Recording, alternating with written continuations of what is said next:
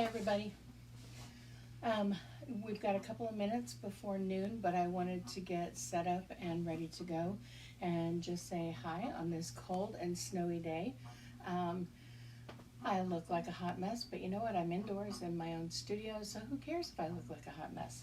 I've got everything prepped for our project today. I was supposed to be in Hutchinson and teaching at the Wool Market and DIY school.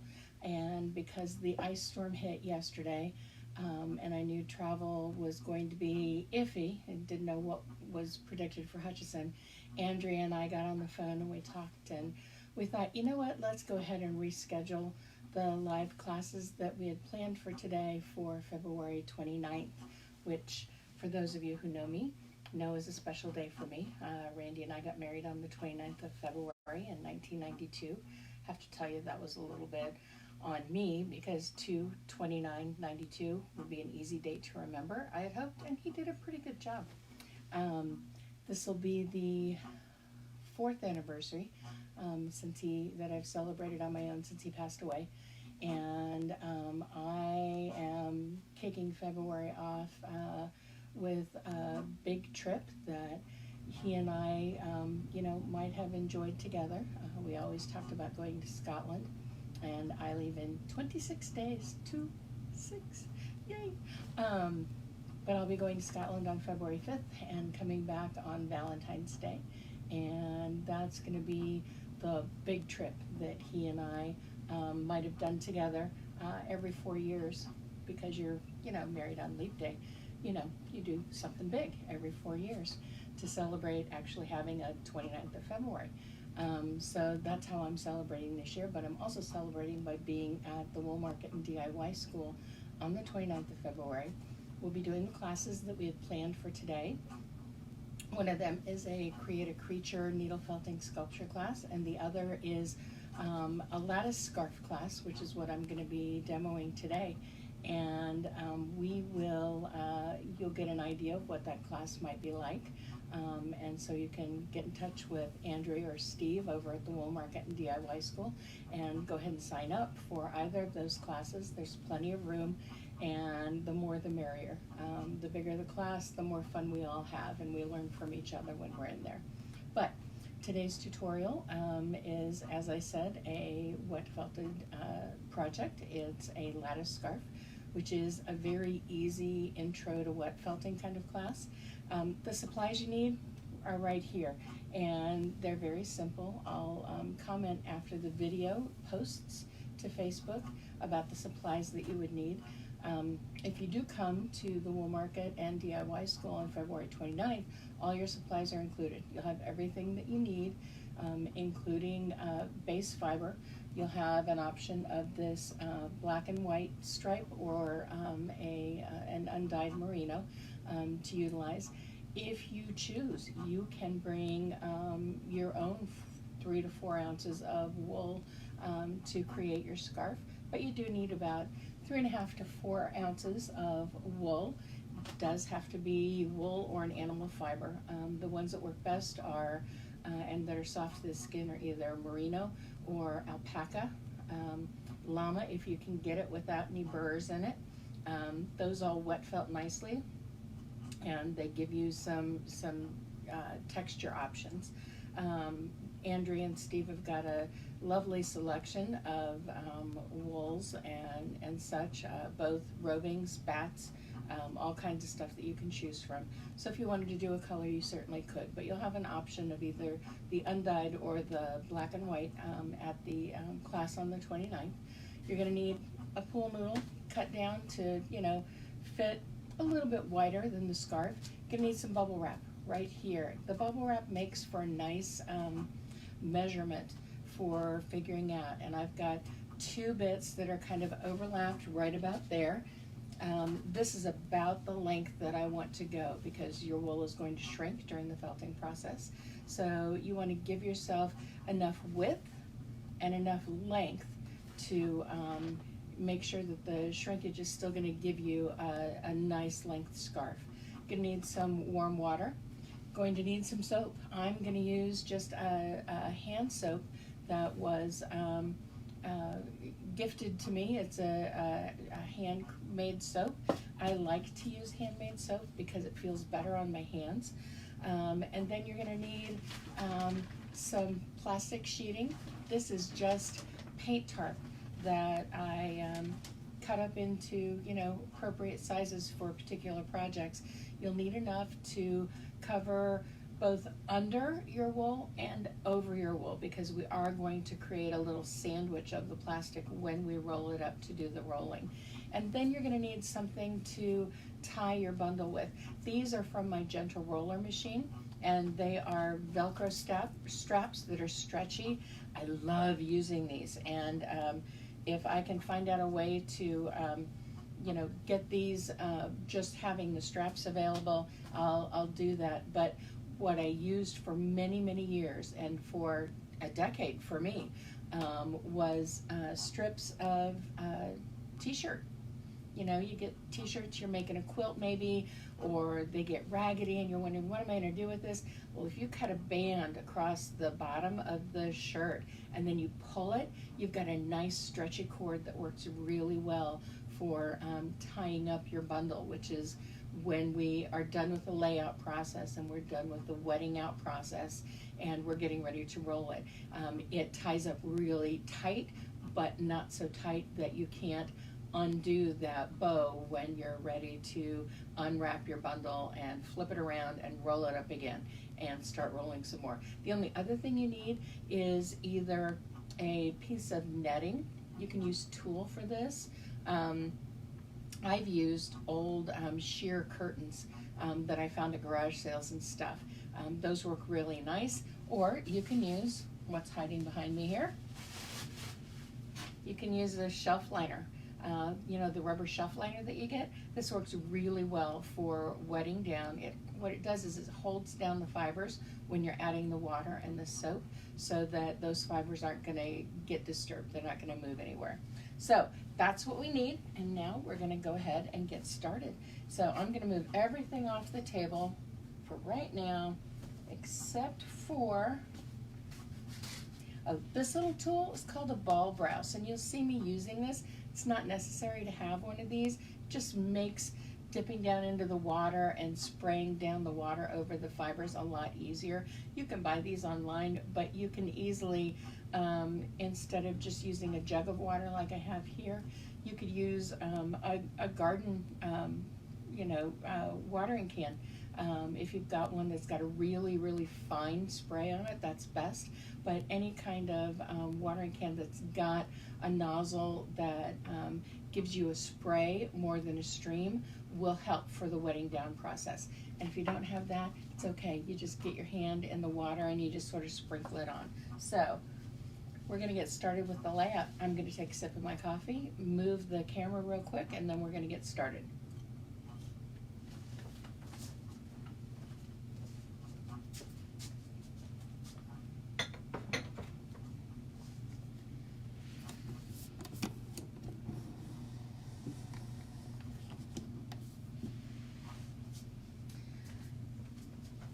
Water's not going to cause any problem here.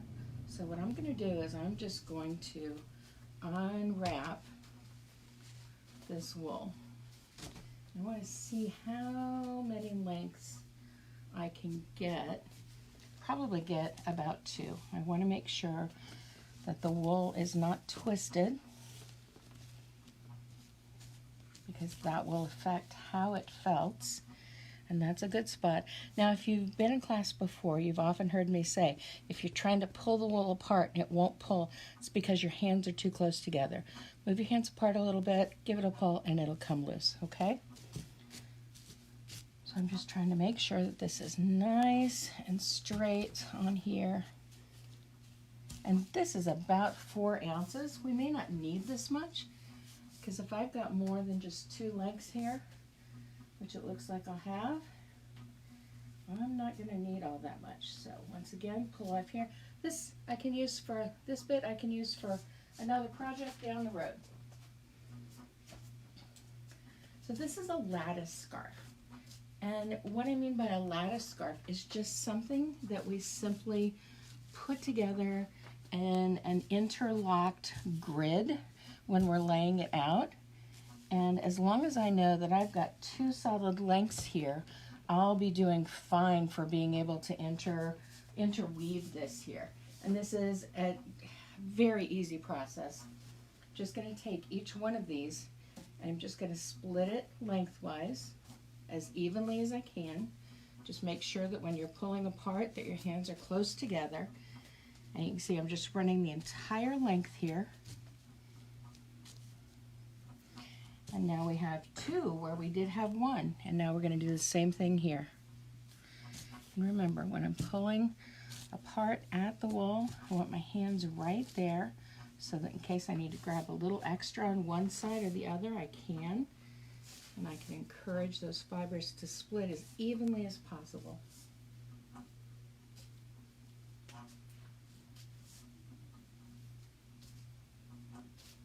And now we have 4. And we're going to split each one of these in half again.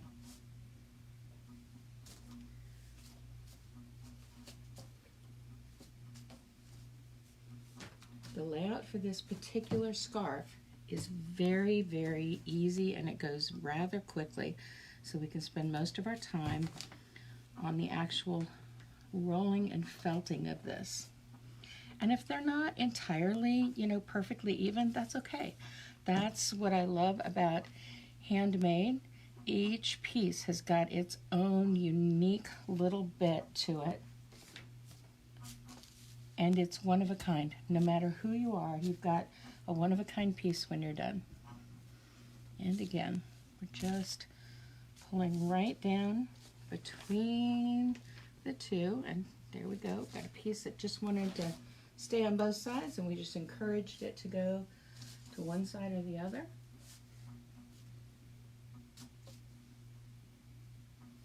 All right, and there's 2 more.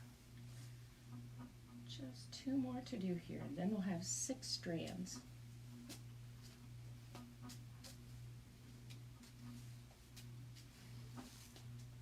Now you can certainly, instead of doing lengthwise, you can decide to pull your fibers apart to where you've got lots of bits that are going widthwise.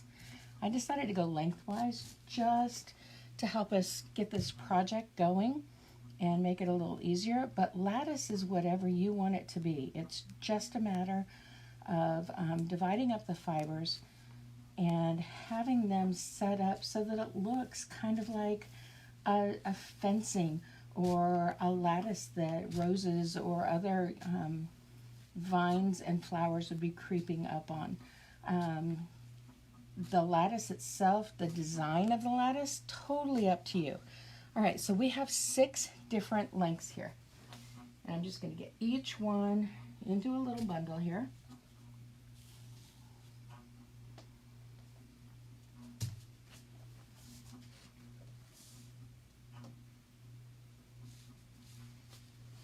One, 2, 3, 4, 5, 6, 7. No, we have 8. Excuse me. 2 divided in half is 4. 4 divided in half is 8. Math isn't that hard, Anna. All right, so now what we're going to do is I'm just going to start figuring out how I want this lattice. And you see that as we start going back and forth, we haven't quite gotten to the end.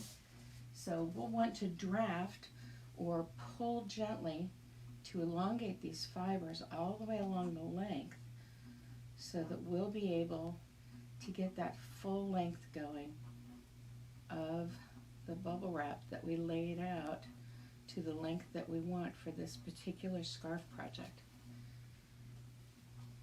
If we were just doing straight and not overlapping or going back and forth any at all, then that length that we pulled would have been fine. But we're adding extra length needs when we go back and forth from one side to the other. So we need to draft this down so that it will fit. So once again, let's start here at the top. And like I said, this is just very basic back and forth. Perfection doesn't exist, okay? This is just what we want it to be. So I think we've got enough length, we can do an extra little bit. So I'm going to pull up and we'll add an extra angle here.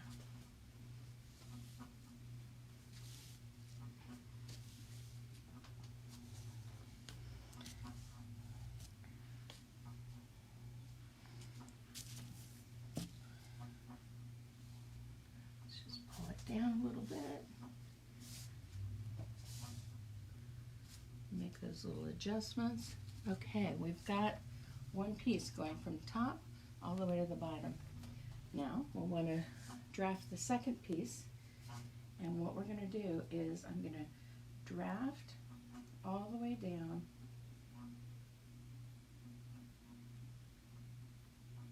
just to make sure we've got a nice length, and then I'm going to loosely roll this up on my hand so that I can get it under and over the first row that I've already put down on here.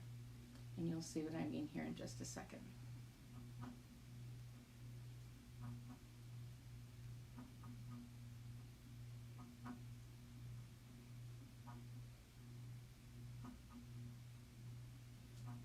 Okay, so now we're just going to loosely roll it up. I'm not adding any tension at all on this. I just want to loosely roll it up. And so I'm going to start from this other side and do almost a mirror image here. And we can go over and under if we want, or we can leave it just going top and bottom. I'm going to try a little weave here and see how we do with this. Weaving is not my specialty. And this may be the only one that gets woven, because what we can do is, as we're felting it up, we can make sure that we give a lot of attention to those areas where the fibers cross one another to make sure that they fully attach to one another. Now you notice I untwisted the fibers a little bit, and we're a little short, so let's see if we can draft a little bit more.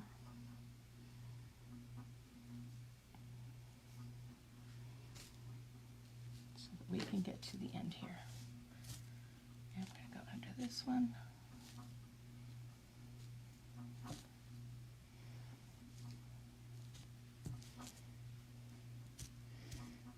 And we're back over. Okay, first two done. Now we get to figure out how we want to interlock the rest of these.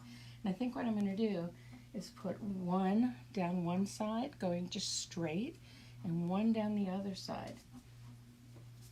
You can certainly do the whole, French braiding thing if that's your thing, but I want this to be an easy project that anybody can do, and I don't want to make it too complicated.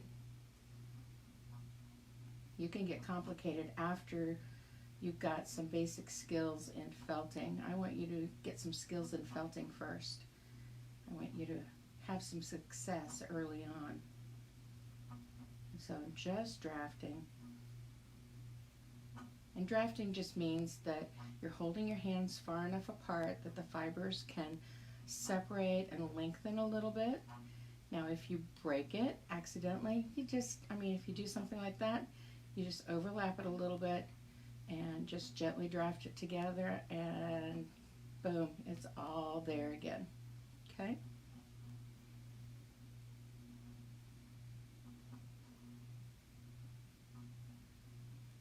I like my scarves to have some pretty solid edges.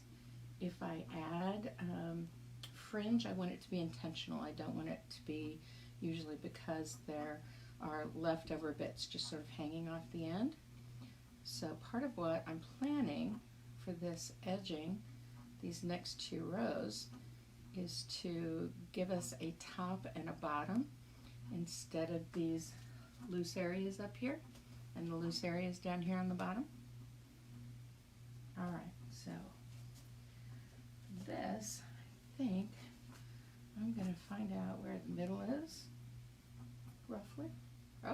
there's that spot again. It's all right, we'll use this in 2 pieces and we'll work it that way. This is a nice way that I can take and I can bring this up like so.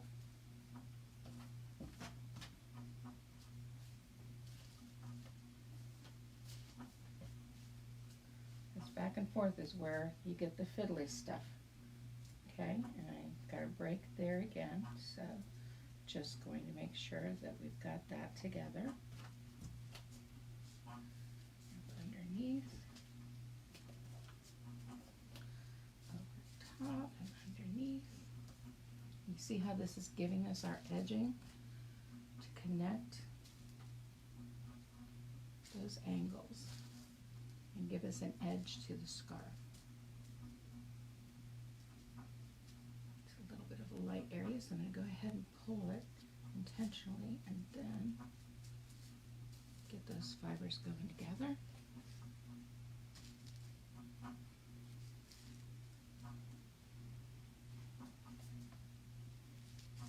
And here's the edge that we lost earlier. We're just going to overlap, blend those together a little bit so that they're right there. Bring this one under.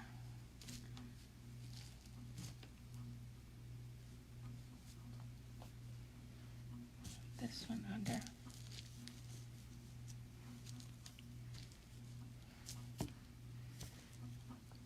This one's actually going to do a pretty good job of giving us this end too. I'll take a little bit of this and add on there just to give us more solid connection. And now we'll work the other side.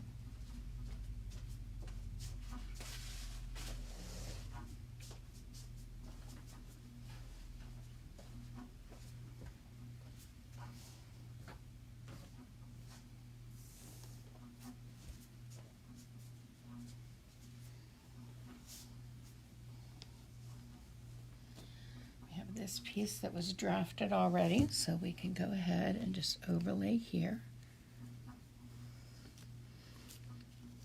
Bring that over here and then work this side.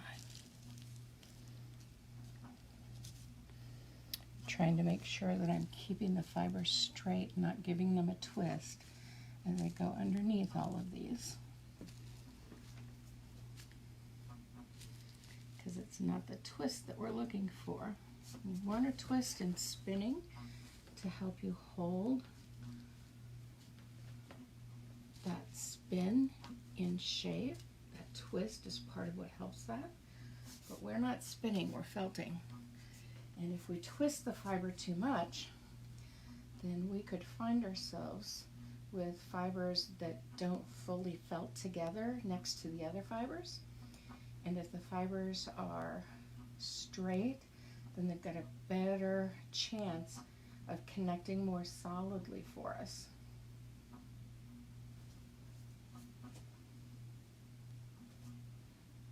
This is about half drafted. Let's go the rest of the way. I like the way this black and white is giving a beautiful, almost an ombre kind of effect. It'll be interesting to see how it felts up and how those colors blend together. Okay, and once again, I'm just gonna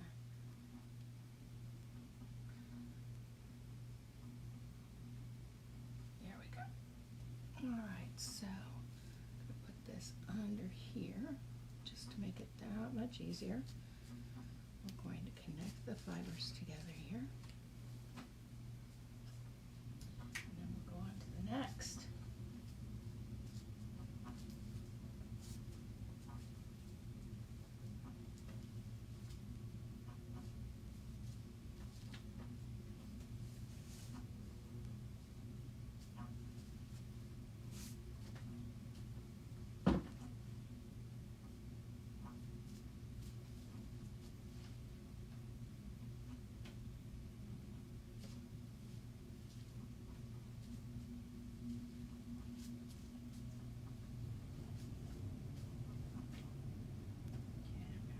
this off here. We're just going to wrap around. That way, we've got all the edges contained. I'm going to add just a tiny bit right here. Make sure that those fibers felt together nicely.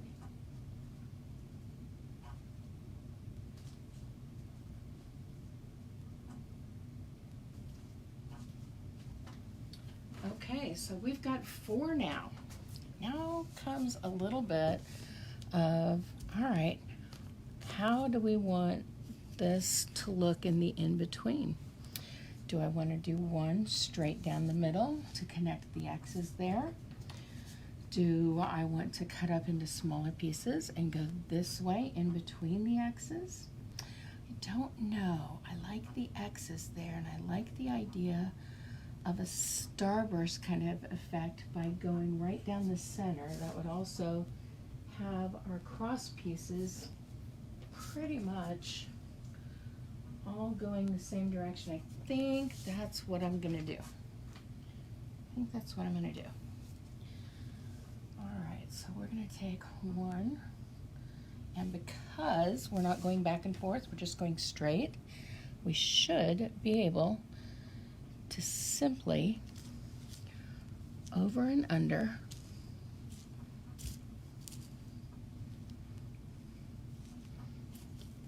and this can come down here and do a quick little wrap around. Since we're not going back and forth, we don't need any extra length. It's just a matter of fiddling with the lattice and getting the pieces back out to the edges. Making sure that where I've got the crosses, that the fiber is going right over the top or right underneath. And you notice that I'm going over one and under the next one, just to give a little design and a little strength. If it's all on one side, then when we felt, it's possible that we won't have a nice, and I need just a little bit of length right here. So I'm just gonna draft a tiny little bit so that we can make this centerpiece work, and come under here and then tuck it right under. All right, so we have our starburst, and now I think we need to go right here with some short pieces across. That'll give us an opportunity to sort of even things out a little bit. So I'm going to take this one that I pulled off early, just going to give a little length, just going to lay it on top of there right now, see how I like it. I think I'm going to like it. Again, this is your lattice scarf, okay? I want you to, you know, think about a design that appeals to you and that makes you smile when you look at it.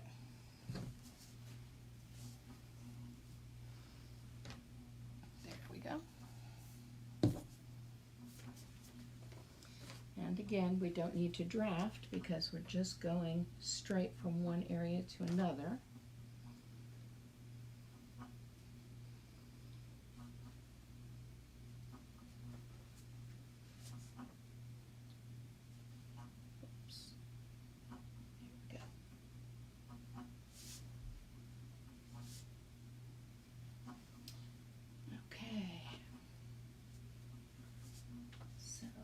We're doing this, we can take an extra little bit of wrapping on each of these cross pieces so that we know that those fibers are going to be captured.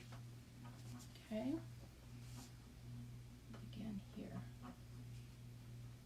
I might have to move this just a bit. Good. That was Shotzi sneezing, in case any of you are wondering what that silly noise was.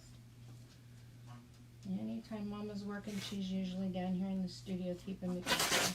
And there she goes sneezing again. Hope there's no snot blowing on the floor. But you know what? It happens. Who knew dogs could have allergies like that? Certainly not me.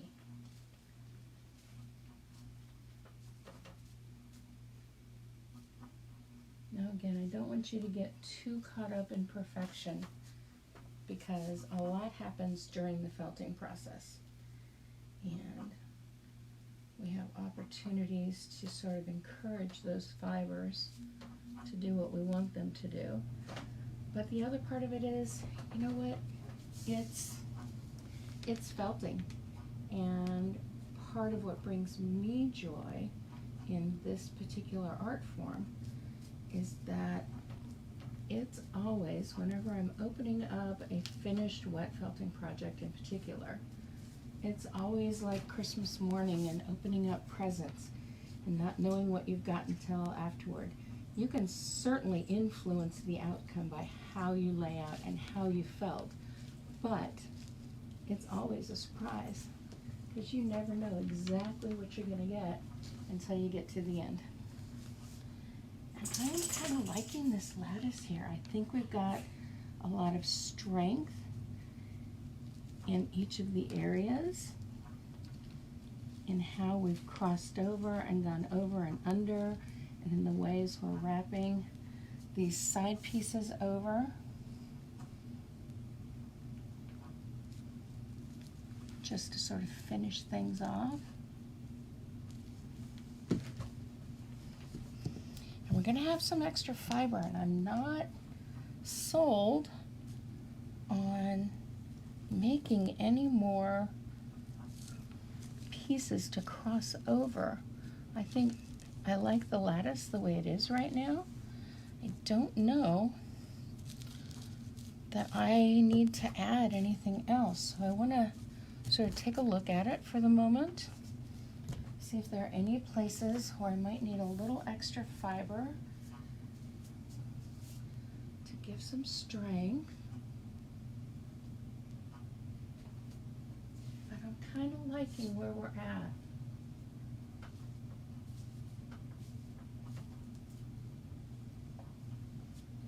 Kind of liking where we're at a lot. It's an open work, and we could certainly, you know, do a little design element. We could add some smaller pieces here, or we could do a circular bit. I don't know. That's the quandary. And I think adding another one lengthwise is not the way to go.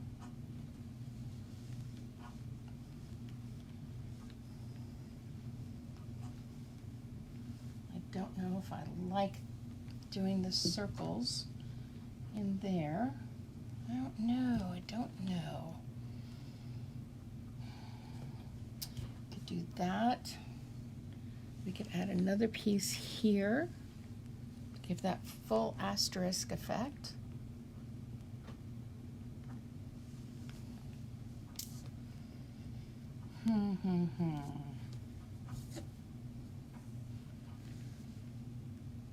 Things that make you go hum. What if we did a cross piece like that and then one like that? What do you think?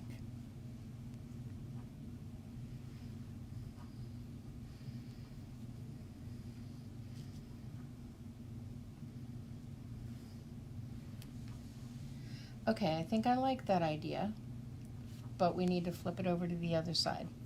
So I want to wet it down, and then I want to finish each of the boxes so that they're all the same. I'll show you what I mean once I get it wetted down. All right, so we're good. What I'm going to do now is wet down the fibers, and I'm going to, this should fit perfectly over the top, and it does. Shelf liner is really wonderful to use for this. We're going to do this forward section first, wetting it down and soaping it up. And then we'll move down and do the other portion. Then I'm going to flip it over and we'll add the other pieces on the other side. It's just going to give us some extra strength. Now this is just warm water from the tap, no big deal.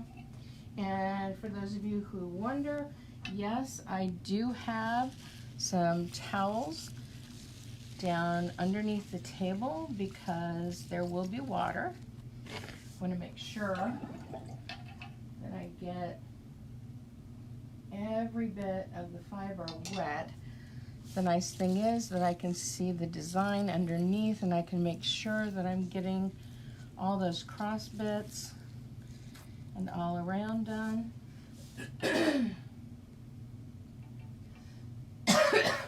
Excuse me.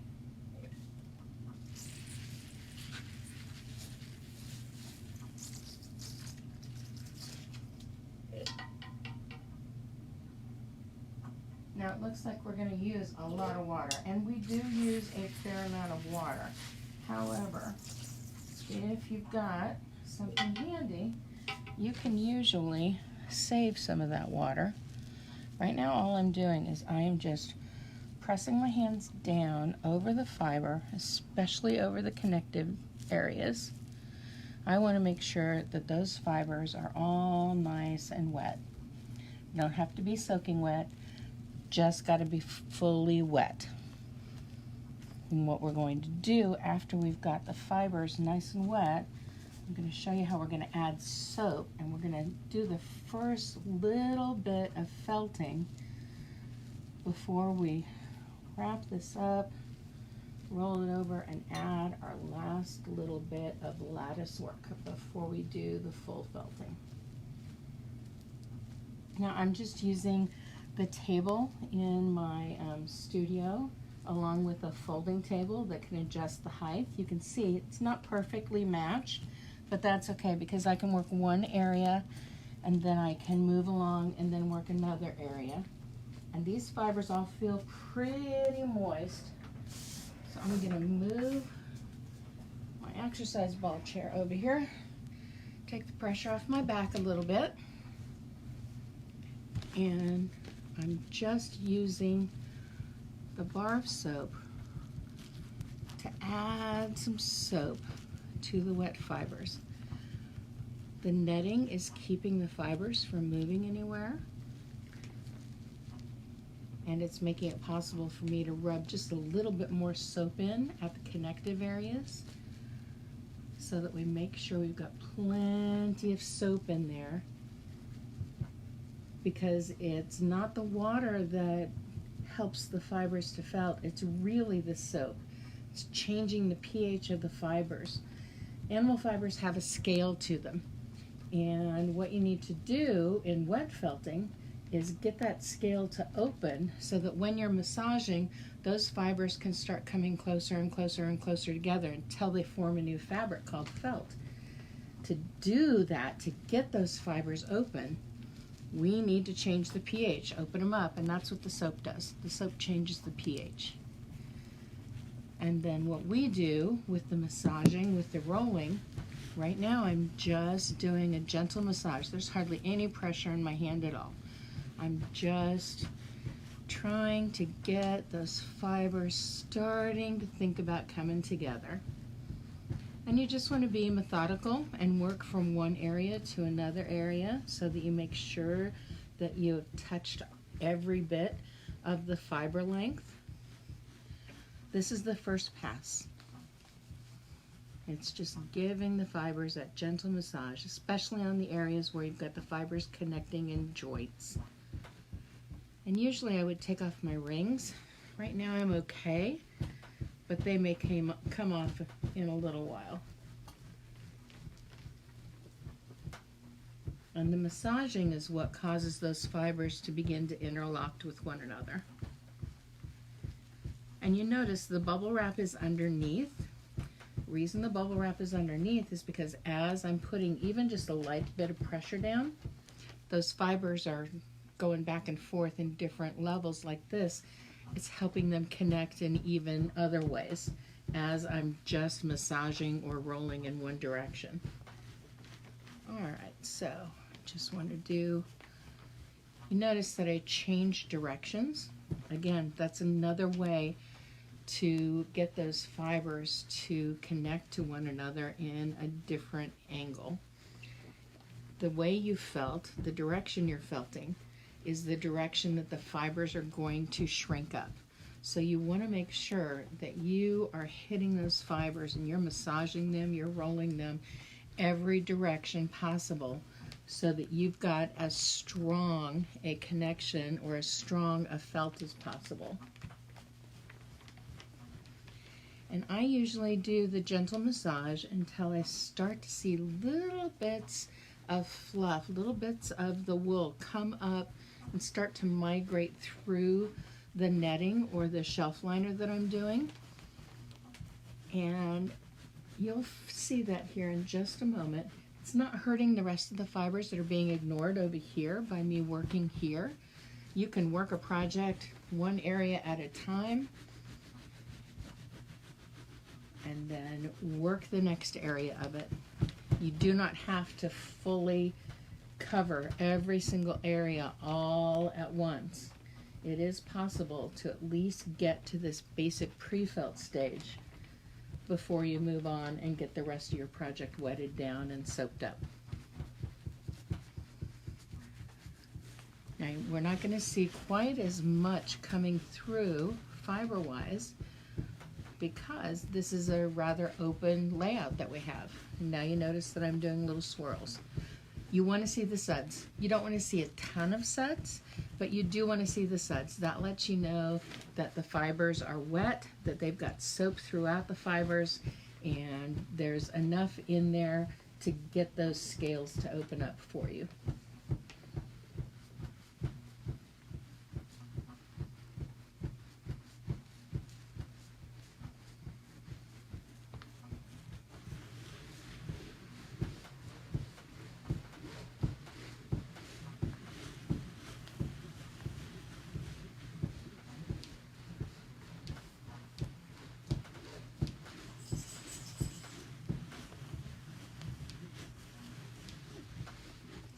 If you do see that you've got water puddling up or you think you've got too many suds, you can take a towel and you can just blot that away. That's not a problem at all.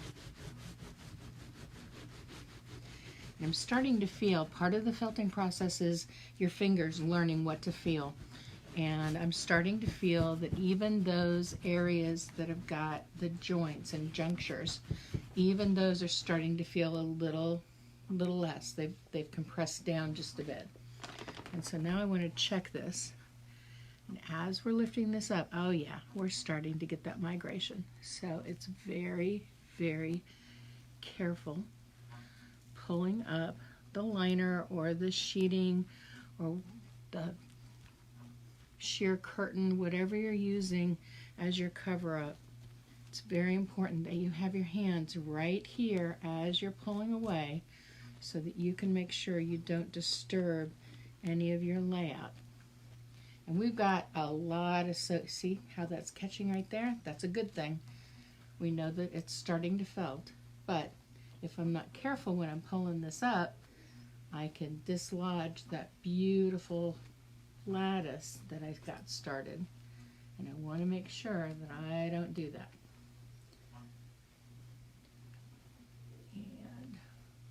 We're all the way up and off. And so now's the time for the rings to come off because I can tell they're going to start slipping away. So as I've got this here, I'm going to get one of my towels. I like microfiber towels for soaking up any excess water or soap as I'm working because they'll grab that moisture beautifully and they'll leave the fiber alone for the most part. I'm just doing a quick pass over just to soak up some of that excess so that I can see my layout and see if I need to tuck anything in. Okay, so I'm just looking at this, and before I move down the line, I just want to make sure that I've got everything nicely together. Tuck in anything that seems to be moving away just a bit. You can lift it a little bit. You can fold things over. And I'm not terribly concerned about these lines being super straight. I like the organic look. I think it gives it a more artistic feel. And I'm just going over. All right, I like where we are. I like where we are a lot. It's time to move on down the line. So, what I'm going to do, because I know we need to flip this over, just folding the plastic over the top. Don't need the pull noodle yet because we're not rolling. We're just manipulating this so that we can get to the other side. And I'm just folding that plastic on top, and then I'm gonna flip and roll until I get down to the rest of this. It still needs to be worked. Let's get the water off of this so it doesn't go crashing anywhere.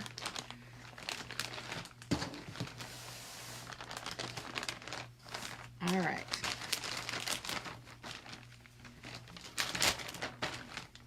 Doesn't matter that it's not perfect, and I'm actually going to move this down here because I think, yes, I should be able to get the rest of this all on the table, which is a little more stable. So, once again, laying down the netting to cover up the fiber, and we'll wet down this part. Oops.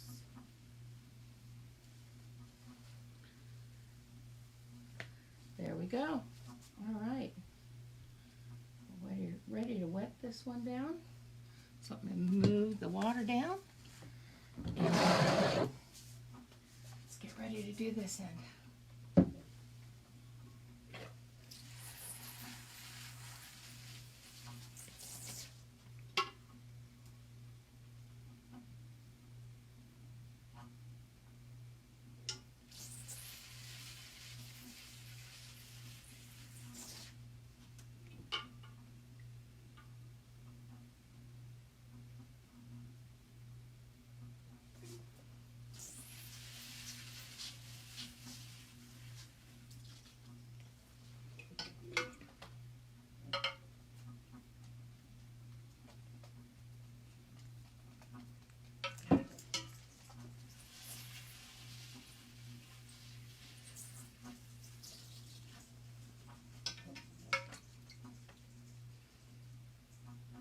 Hope you guys are staying warm today, and hope nobody has to go out and about in this.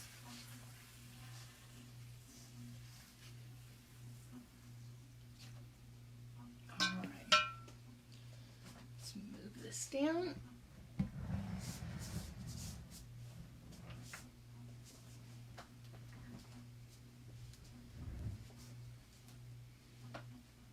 Remember, the first part is pressing that water down into the fibers.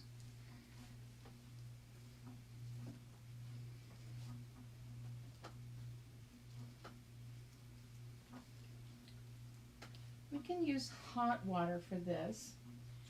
However, not all wet felting projects can use hot water.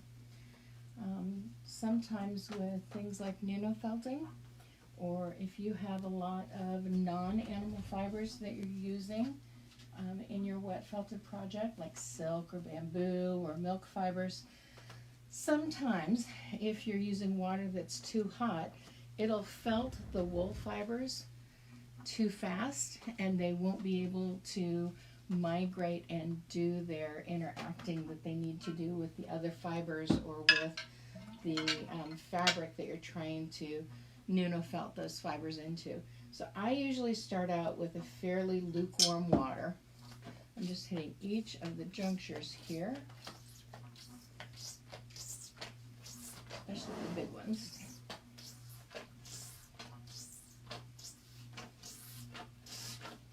A little bit more. All right, we should be done with the water.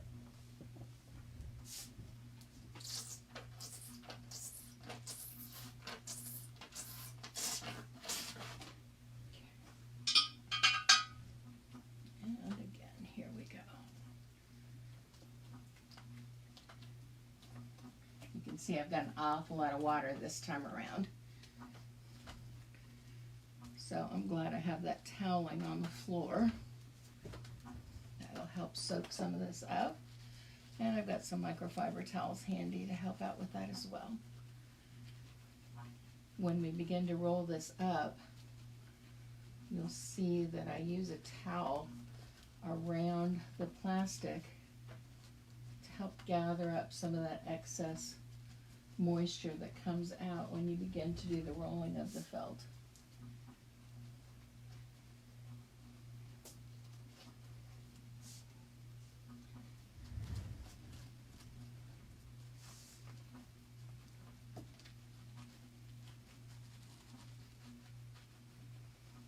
Okay, now it's time to start that gentle massage.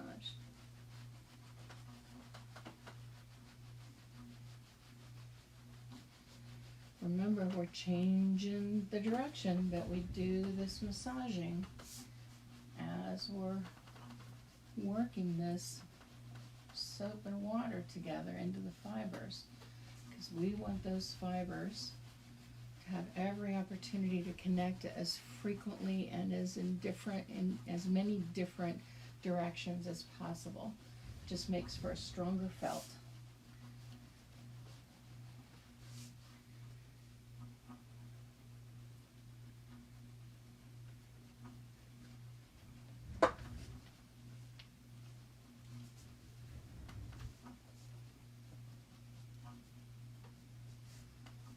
Paying extra special attention to those areas that have got multiple connecting points.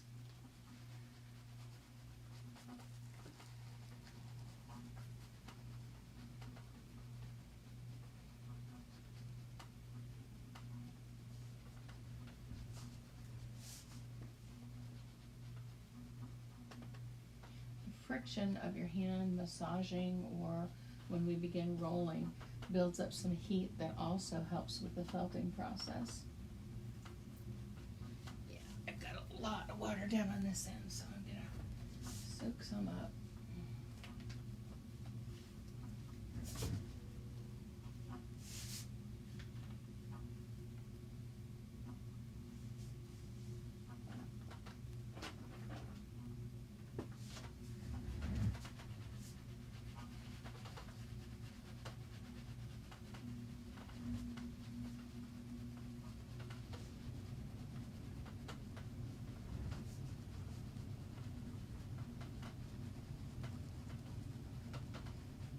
Felting for me is a rather meditative process too.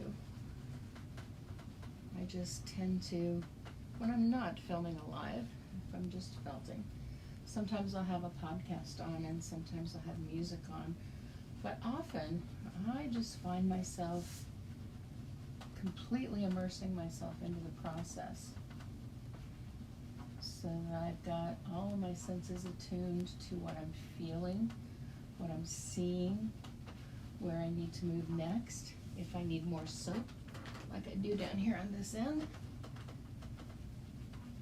if there's too much water, and just paying attention to the project at hand. It helps me quiet my mind. I know all of us struggle these days with so many things being on our mind, and finding a way to quiet those voices in your head and to quiet those thoughts that plague you. Oh my gosh, what bill needs to be paid? Who did I forget to call? Got to remember that, Monday I'm going to need this. And we just need to find a way to turn off. We are so plugged into everything around us that I think we have forgotten how to see and how to hear and how to feel and how to touch and taste and smell, and it's what I love most, I think, about the felting process. And that's wet felting as well as needle felting. Both of them help me to focus on something outside of the thoughts going on in my mind 24/7. And it helps me find my center again. I hope it does the same for you. And if it doesn't, I hope you have something that helps you find your center again.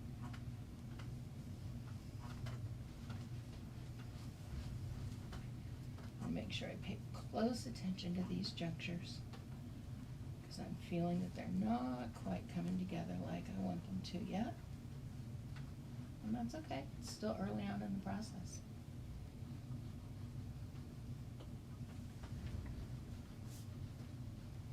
You can see this side we got a lot more moisture than what we did the last side, so I'm going to be soaking things up here in just a second.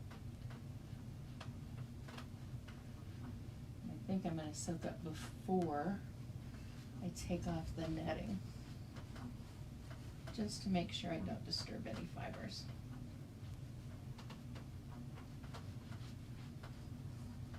Okay, let's get another towel.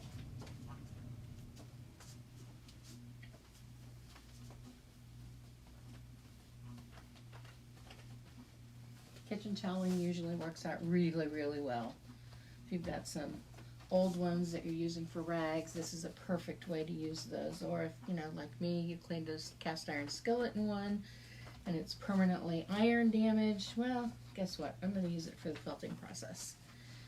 And I'll enjoy how pretty it looks at the same time. Okay, got rid of some of that extra moisture. Now we're going to start removing this and see where we're at. Yep, we're doing good. It was a good spot to turn off the rolling and to pull this off so that we can flip it over and get the last little bits of wool on, wet them down, soak them down, and then we will start rolling. Just want you to be very, very careful when you're at this process, at this point in the process. You're grabbing hold of those fibers so that they don't go anywhere. When we begin rolling, I'll be able to move the camera so that you guys will be able to see the process a little bit easier. Just set that down there. And unroll this.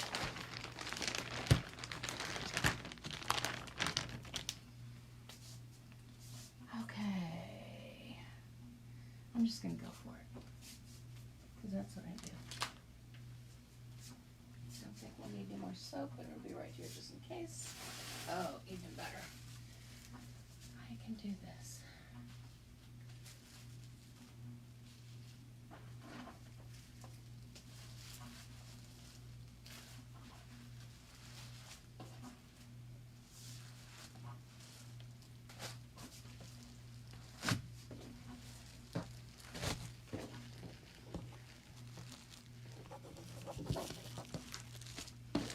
Okay, since we had bubble wrap on the one side, we don't need to have anything but the plastic on this next side.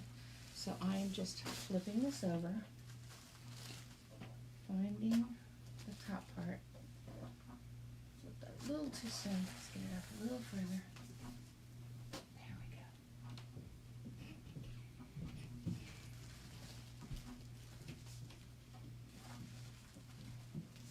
This is the turkey part.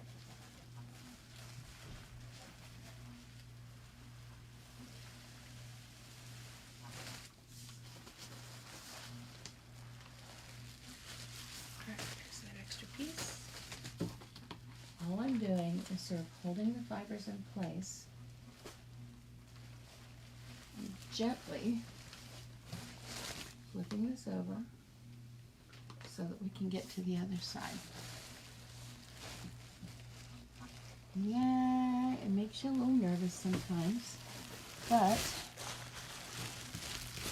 if you're paying attention and you're not working too fast, you can usually get this all the way over without much trouble at all.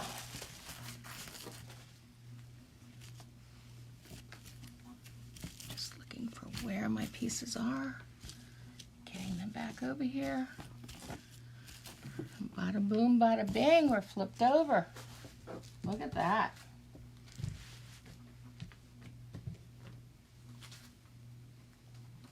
Okay.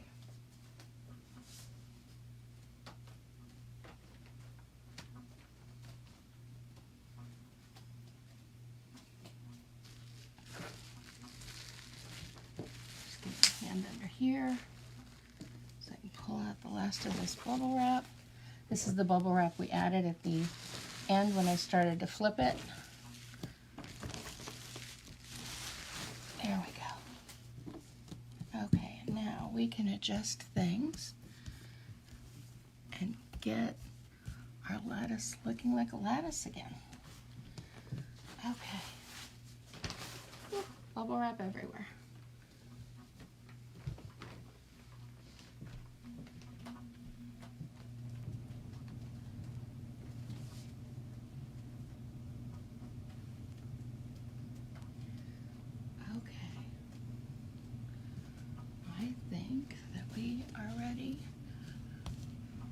Put this last bit of connector in here.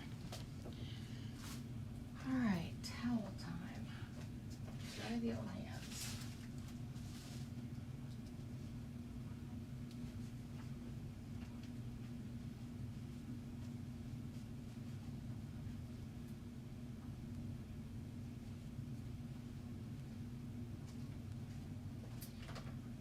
Okay, so here's the rest of the fiber that we had. And what we're going to do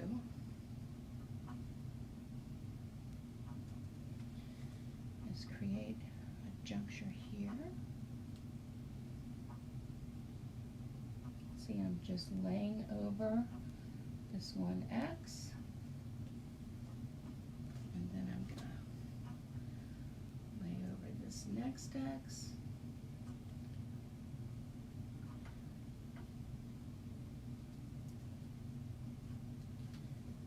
Moisture from the fibers that have already been massaged helps moisten up these new junctures.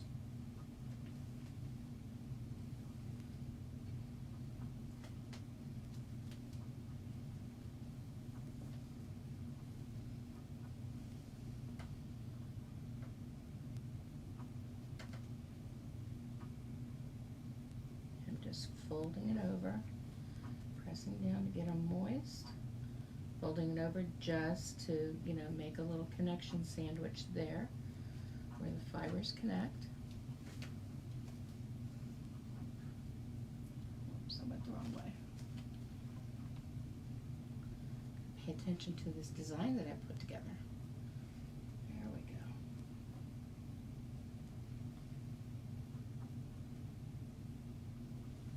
Got a nice little zig and then zag, and zig and now zag. Hands are getting wet. Big surprise.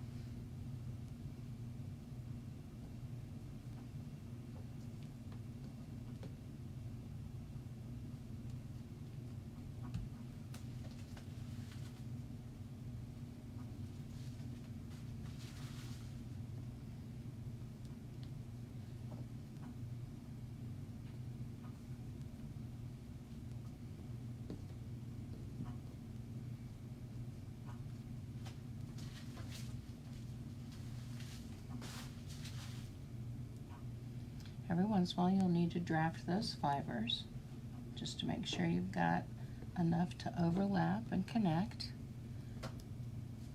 And you can even draft when the fibers are a little moist, that's not a problem.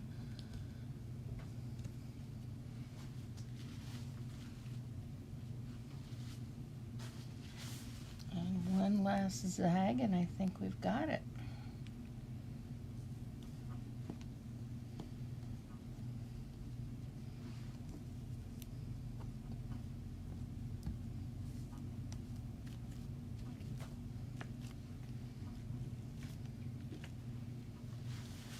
Okay. Do I want to do any more? That's the question, isn't it? I think the answer is yes.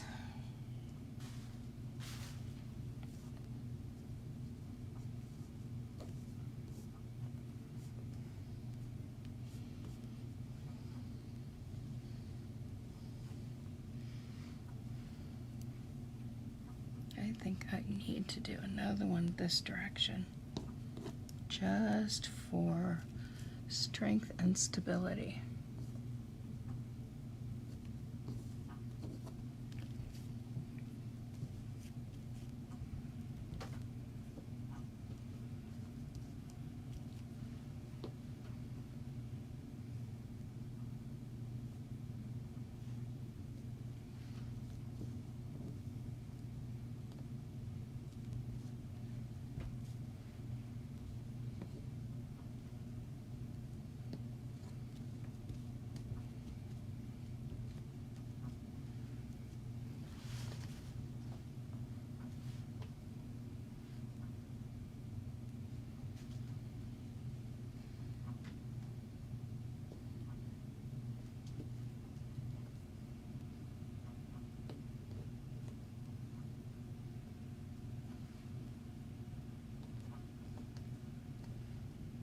Like I said, meditation.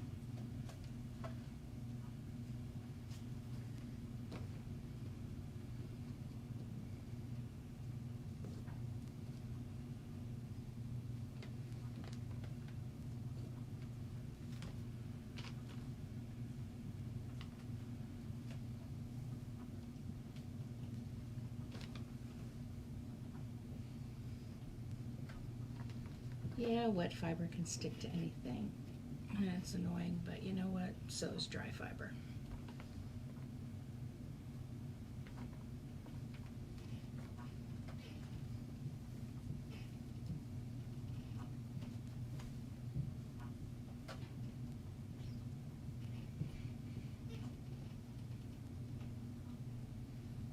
I'm thinking that this will feel very much like a vintage lattice, an antique lattice. I like that idea for some reason.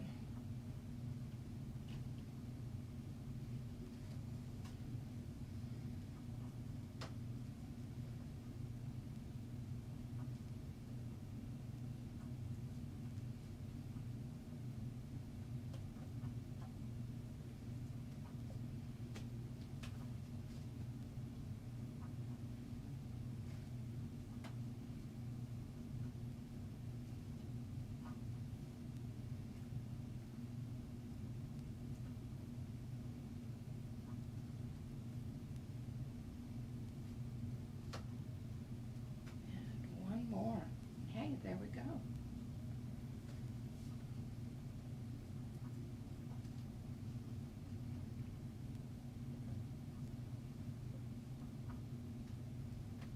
Okay, this is all we had left. Just that. After that first little bit, I think we're in good shape.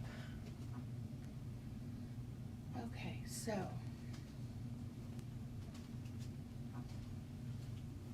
I want to grab this again, just so that I can massage those fibers that just got added on. Make sure that we get that moisture going over all of them.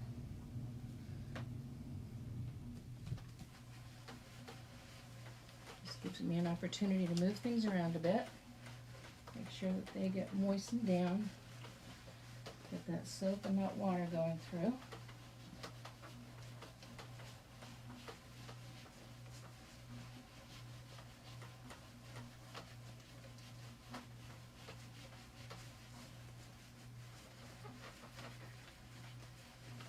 Again, your lattice can look like anything you want. You can do it all squiggles. You know, just make sure that the places where you've got the fiber overlaying each other is all, you know, well connected. But you could just do loop-de-loops and, you know, call it a lattice scarf. You could make a series of swirls and have them interconnected, and that could be your lattice. I just did a very geometric sort of farm and garden kind of look lattice for today, but lattice just means open.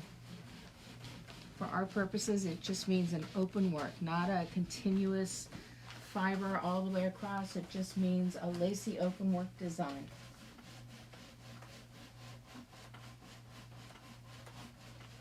All right, let's pull this end up. Nice, nice, nice, nice, nice. And let's cover up this end. Do the same thing. And then we'll be ready to wrap and roll. Now, some of you know that I now have a gentle roller machine, which if I were doing this project for me or for production, I would absolutely use. But I'm going to roll this the old-fashioned way, the way I will teach you how to roll felt when you're in my class, or if you're part of my FELTit experience. You'll see me doing the tutorials by showing you how to set up and actually physically roll your products as you're going with them. The gentle roller for me was an investment for my health, because the rolling is not really comfortable for my back these days, since my surgery to decompress a couple of bulging discs last summer. So I invested in the gentle rolling machine so that I can produce and not have to worry about the downside physically. But for an occasional project, for a tutorial or live and in person, I'm going to show you how to do it yourself so that you don't have to have a fancy machine with bells and whistles. So we have the layout done. Just going to sort of take a look, see if there's anything I want to stretch out, move around. Like I said, I'm going for a very organic kind of look to this scarf. You can be as deliberate as you want with your layout, but I just want it to be very organic and very, I don't know, natural is not the right word, because lattices aren't really natural. Although, you know, there are vines that provide lattices for other plants. I just wanted it to have a very old school, I guess, kind of look. So to roll it, just wrapping the plastic over one side and then over on the other side. Make sure it's nice and straight. And then we're going to flip this side up. What this does is it helps trap in the heat that builds up during the rolling process. And remember, that heat is part of what helps us felt the fibers. So if we can find a way to trap some of that heat, we're going to do it, because that will help make the project come together that much quicker. Now bear with me. I'm going to roll this up on the pool noodle, and I'm going to attach the cording to it, and then I'm going to move the camera so that you guys can get a better view of this. But basically, I am just taking and wrapping that plastic bit, and you'll see it come up here on the video, right around the pool noodle, okay? The little crimps that come in the plastic are not going to cause a problem. This does not have to be a tight wrap. This is just a solid wrap. Don't have to squeeze the air out. You don't have to squeeze the moisture out. Trust me, that'll happen on its own accord. We just want to have a fairly even roll up all the way down the line.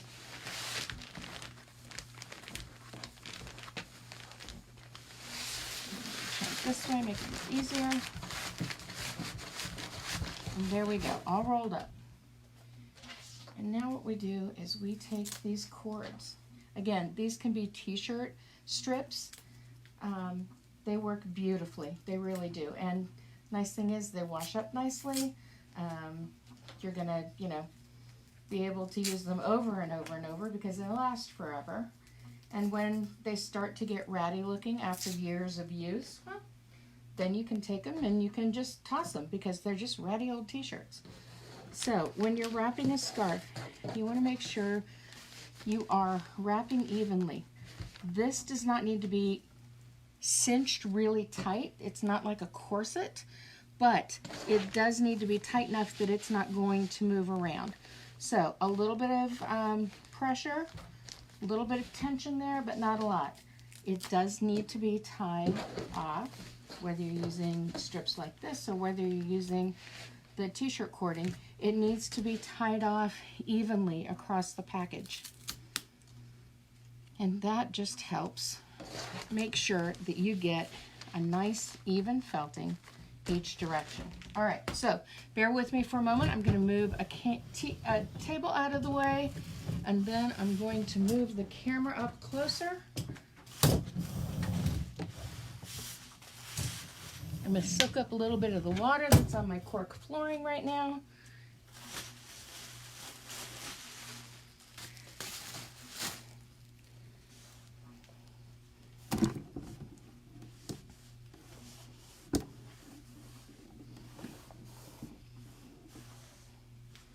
Okay, there's that. Let's move the table in this direction so you can see what's going on. I'll be rolling from here. Okay,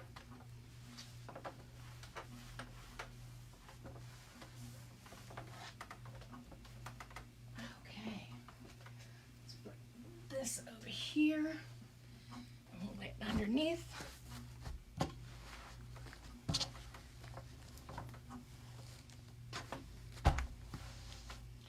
That way that can soak up. Yeah, old Ratty washcloths that don't match anything anymore, stitched together, make a nice little wet soaker upper.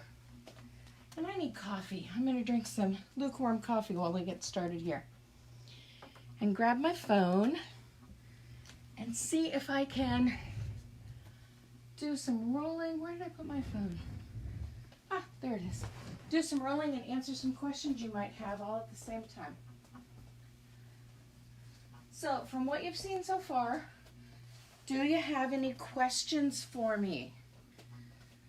And if you want to post a question, just post it right on the page. I've got my phone right here, so I can take a break and answer.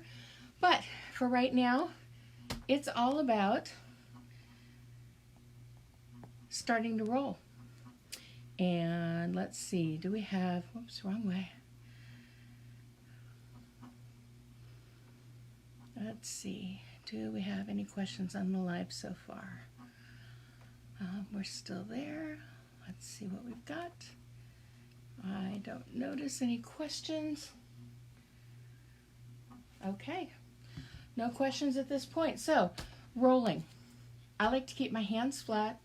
I like to make sure that my wrists are kept straight, and I will roll all the way up to my forearm just like this.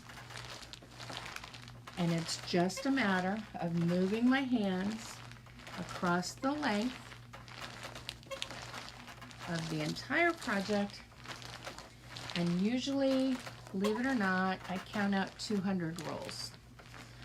So we're just gonna, do a timer kind of thing here. Yay, lukewarm coffee. That always happens when you're working, right? So it's just a matter of rolling. You're not putting a huge amount of pressure on. You're just causing a little tension, little pressure, little friction over the entire length. And that's all there is to the rolling part of this. I'm just setting a timer here. If you don't want to count your rolls, and truthfully, I guess I'm just, a numbers nerd. I can remember numbers from ages ago. But for me, that's sort of part of the meditation is, the numbers.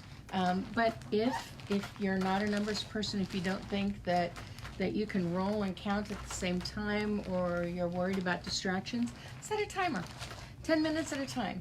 what we need to make sure that we do to get a fully felted and evenly felted project, we need to make sure that we are rolling each direction, meaning north, south, east, and west, each direction of the project the same amount of time.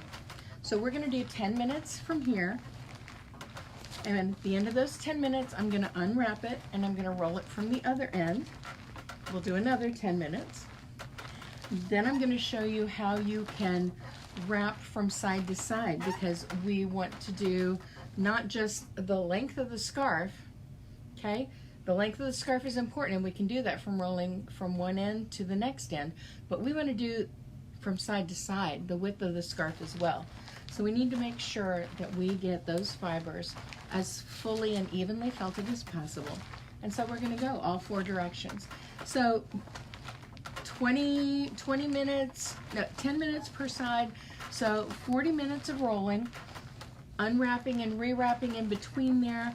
This is a project that'll take about an hour's worth of rolling. If you're doing a different kind of project, this is a very open work scarf, a very lacy scarf, this lattice scarf.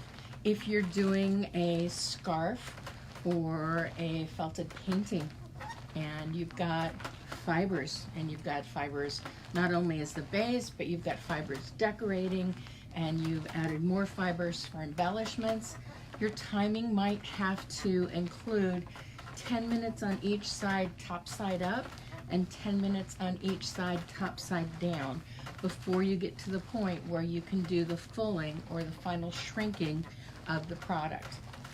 So it's just a matter of playing the time. Like I said, podcast, music, favorite album, watch a movie. You know, it's not unusual for me to, you know, have Netflix running something in the background, even if it's just the Great British Baking Show, so that I can see my boyfriend, Pa Hollywood. Whatever, trips your trigger, right?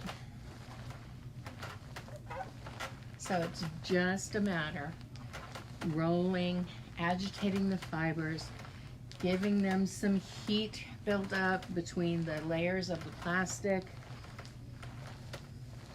and all of that works together to get those fibers to connect to one another and to connect in different areas. This is what the gentle rolling machine does for me, so that I can do something else. It takes that time and that effort of rolling away from me, so that, one, I'm not putting the stress on my back. Right now I'm doing pretty good. I have gotten used to sort of thinking of my back as straight and letting it stretch out my lower back, but one project a day, you know, at my age, and that's all I can do. With the gentle roller, I can, you know, have one project that's doing the rolling, and I can lay out another project, or I can work on finishing the additional embellishment on a previous project, you know, hand stitching or machine stitching, or putting together. The next tutorial that's going to be on the FELTit experience is going to be Hearts 3 Ways, and on Wednesday I'll be putting together one of those projects, finishing it out instead of the actual felting of it, but I'll be finishing it out to show all of you, you know, something that you could create from felting. My mom is here with me right now, and she is a big one on everything needs to have a purpose. She and I differ on that. And two, well, frankly, all 3 of the heart projects are artistic endeavors. One of them is to create a badge that you can wear yourself, that you can give to someone who's earned it, and I'll say more about that on Wednesday. One of them is a way to do a felted postcard. And you're all going, felted postcard? What? The third one, if you've seen the decorative pumpkins around Halloween and in the fall that are created with velvet and such, we're going to have a freestanding heart that we'll make with wet felting. The first two projects will be needle felting, and the third one is wet felting. But that's for the FELTit experience. FELTit experience is a membership group that you can join. It is only open to new members 4 times a year, and the next time it opens will be the last week of February after I get back from Scotland. And in the FELTit experience, you get a new video tutorial every month that will help you with a new project, a new technique. You also get access to the other members of the group in a private Facebook group, and you'll have access to me. You can contact me directly if you've got questions, or if you're looking for an answer to a particular problem, or if you just want to have someone, you know, take a look at something for you. A couple of our current members have done exactly that, and because they're local, they can even come over to my home studio and work with me, and I can, you know, help give them some information that can help them with the project that they're working on. The group is really inexpensive. It's less than $20 a month if you sign up for a year, and like I said, it'll be open only to insiders the last week of February. It won't be open to the general public until April.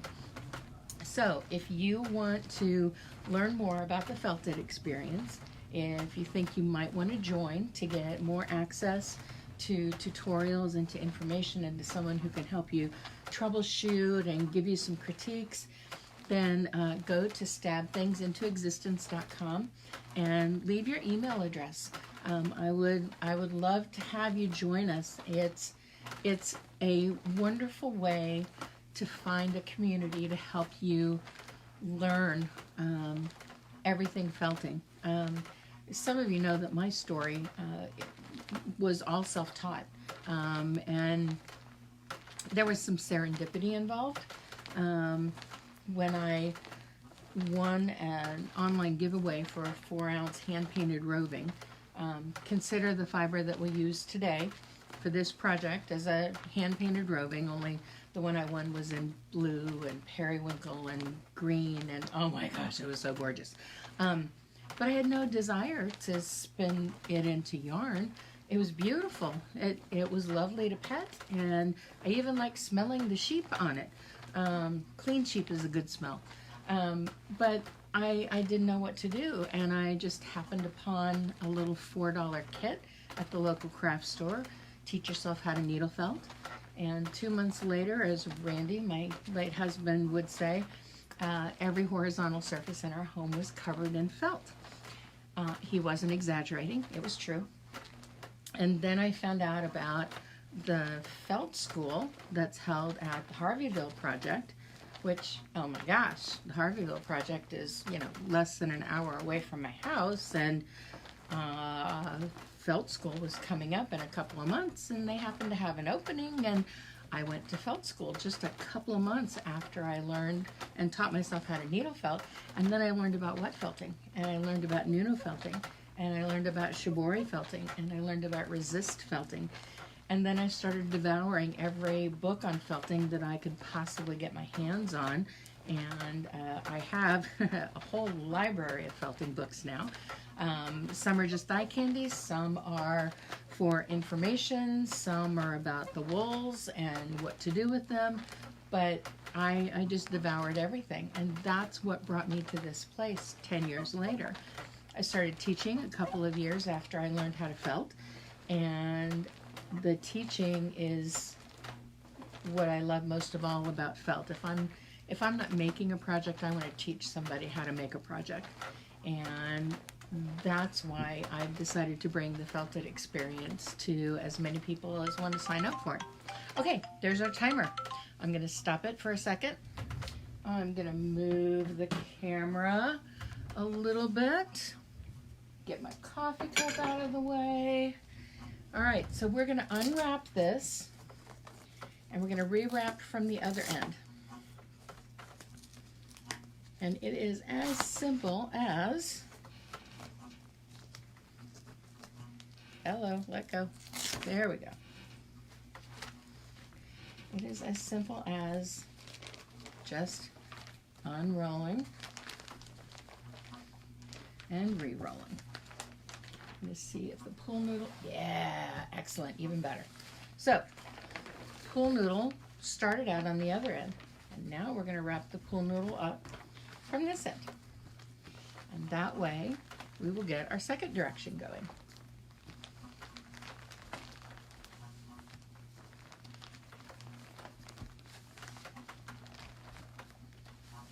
I'm not unwrapping the entire package. I am just going from one side, one end of the length to the other end of the length. And we're gonna wrap it back up, and we're gonna tie it back off, and we're gonna go for another 10 minutes. And the reason I don't open up the entire package at this point is because I at least want those first 2 passes done. Because those first 2 passes, at least in my mind, are the most important ones. Because they sort of set the fibers and set the project in kind of a basting sense. And then once you're done, whoops, wrong way. Once you're done with the first 2 passes, then you can adjust and figure out the project and how it's looking, and if you need to move something a little bit one direction or another direction, then you can do that before you do side-to-side rolling. So stretching things out again and set the timer.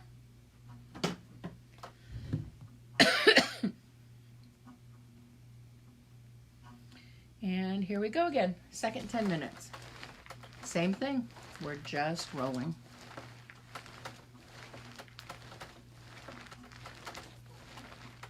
Thank you to those of you who are hanging out with me today. I appreciate it. Is there anything that I'm doing or saying or need to change? Is the direction of the video going the right way? Or do I need to change that to portrait size? Somebody give me a heads up if I need to change it.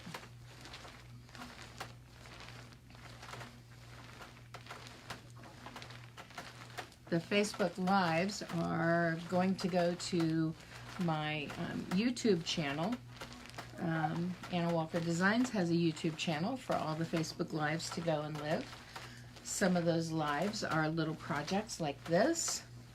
Some of those lives are just going to be me talking with folks about what their questions are about felting or about the FELTit experience.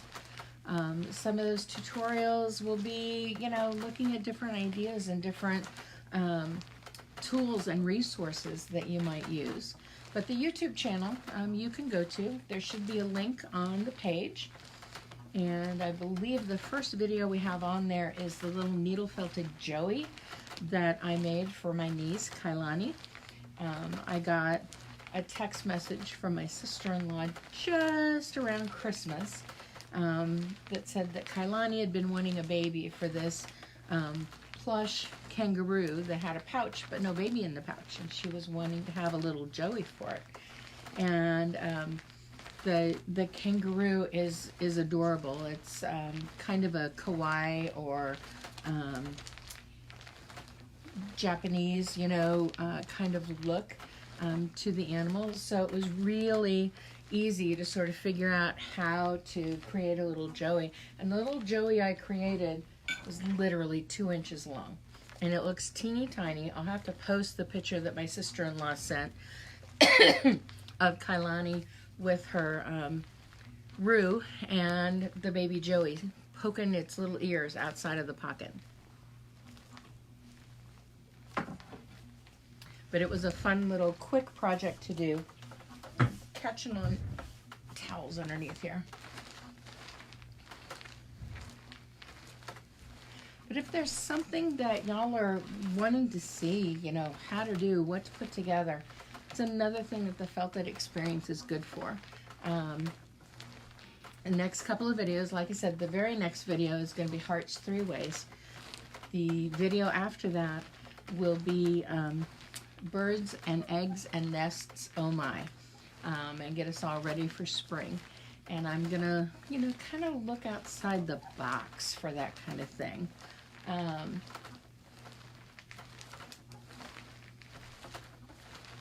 For those of you who don't have access to tools and fibers and such, hit me up, give me a call, send me a text. Let me know what you're looking for and I'll point you in the right direction. I do have kits available on the website. There's a deluxe kit for, I believe, $65, and a basic kit, I honestly can't remember. I want to say 25 or 30. I'm not sure. Somebody, you know, help me out there. And those kits are available. Usually on the FELTit experience, a couple of times a year, you're going to get a discount code that you can use for anything on the website.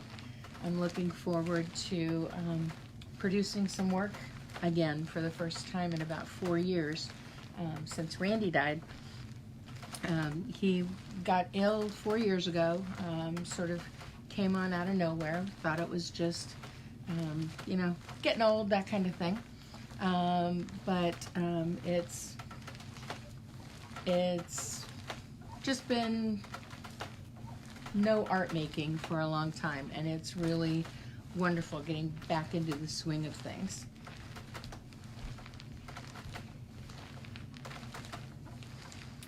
I do have a local class coming up on two local classes coming up on the 20th that will be held at Leaping Llama's Artisan Shop. There are spots available, and I will be teaching a needle felting class at Winter Wool Fest in Wamego on the 25th. I would love to say I can take reservations for the Winter Wool Fest, but it is first come, first serve. And the classes that are offered there generally fill up really fast. So get to Wamego and the Columbian Theater early on Saturday the 25th if you want to take any of the classes that are being offered that day.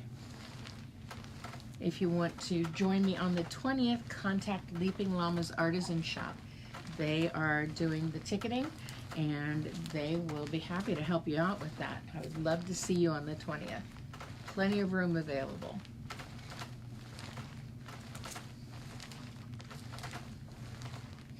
And after Winter Wool Fest, I will be getting Mom back home to Iowa and safe and sound, and then I'll be coming back home and packing my bags for Scotland, because I'll be taking a 2-day workshop with Moy McKay, who is my felting guru, and I am really unbelievably excited. I could have taken, you know, waited and taken a class maybe in Canada or maybe on the east coast of the US from her, but I just wanted to take and make it an immersive experience and take a class from her at her home studio just to soak it all in.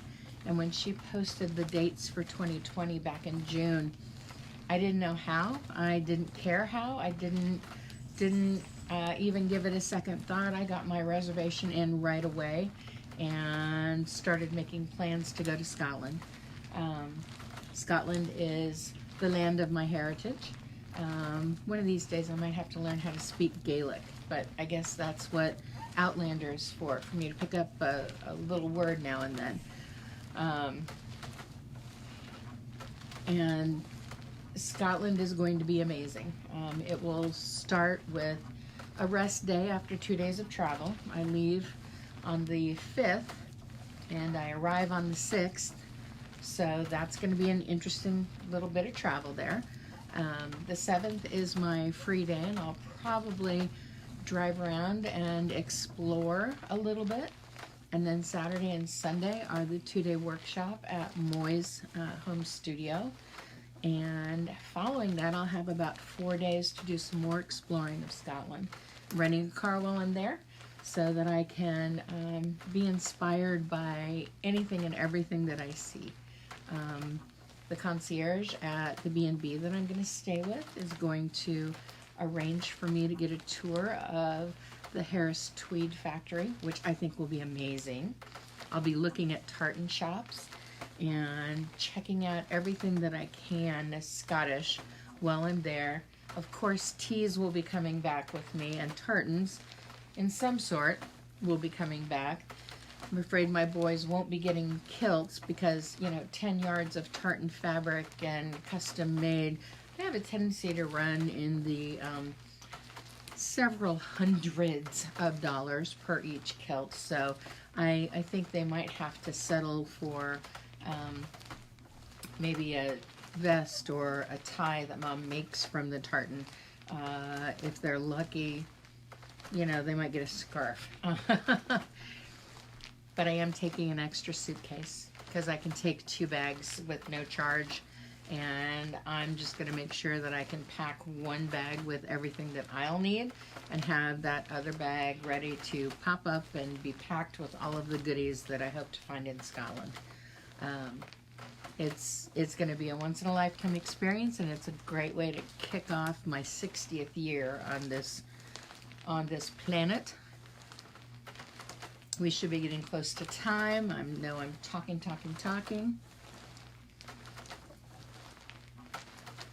We will evaluate the scarf once the timer goes off as we're rewrapping it to wrap it from side to side, and we'll see how we're going. We will need a little bit of the bubble wrap for the fulling stage. It's where we get to do things like thwack the fiber. Thwacking is really fun. I love to thwack. My favorite way to do it is to bundle up and throw the felted item against the wall in the shower. And it gives me a nice little workout and an opportunity. Oh, there we go. All right, there's our timer again. Gonna pull this apart and see what we've got here.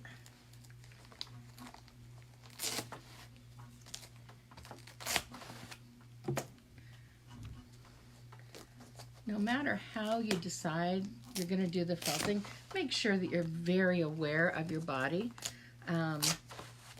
Wet felting in particular can be hard on your body, and I just want you to make sure that you're being as safe and aware of your body's limitations as you can.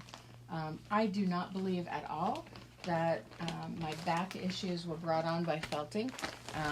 There's early onset arthritis in my family, and I weigh about, 80 pounds more than what I should. And so there are other factors that came into play that caused my back issues. So it's not felting. Don't worry about that. But do be aware. And do things that are ergonomically safe. Oh, this is in great shape. I can already tell. This is in really great shape. I don't need to unwrap any further. So, we're wrapping it back up with the plastic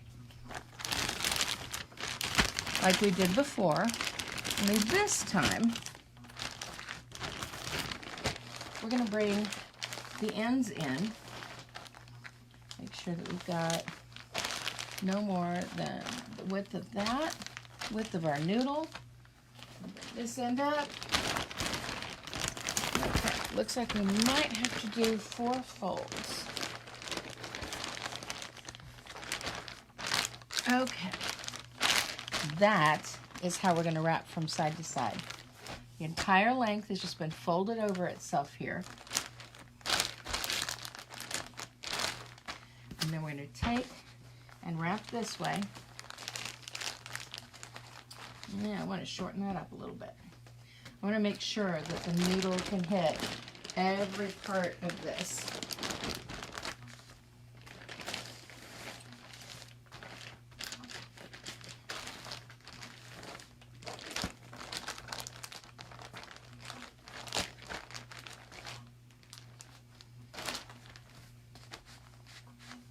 It's just right. Overlap a little bit more. There we go. Shorten that up just a bit. Because we've got plastic between every layer of this, we don't have to worry about the fibers felting into layer underneath. Now, we've got a good felt started, so I am being a little bit more aggressive in tightening this up, but I'm also being a little more aggressive because the ends are encapsulated under here. And I want to make sure that we get a nice connection in our little jelly roll here so that it doesn't come loose. And I am being a little more aggressive in how I'm tightening this because we can now. The fibers are felting beautifully. And now we can really get a lot more aggressive with this bundling. Did the two center ones first, and then I'll sort of slide things around so that I make sure that I've got a good connection everywhere. All right, so there's that one end, and now I can move this one off to the side a bit. I want to just have them nice and evenly spaced.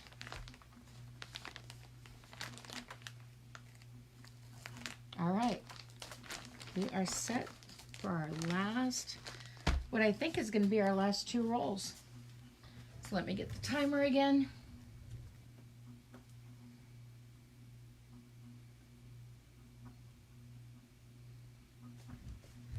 And we're off for another 10 minutes. You can go fast when you're rolling. You can go slow when you're rolling. It really doesn't matter. The idea is just to make sure that you're getting all the way around the fibers, okay? So you want to make sure that you are doing this enough to where you're doing a complete circle around that whole noodle. Now when we're doing the side-to-side one in particular, because we know we've got fiber all the way out to each of these ends, we need to make sure that our hands are walking the entire length of the roll here so that all the fibers get that attention. And it's just walking your hands back and forth.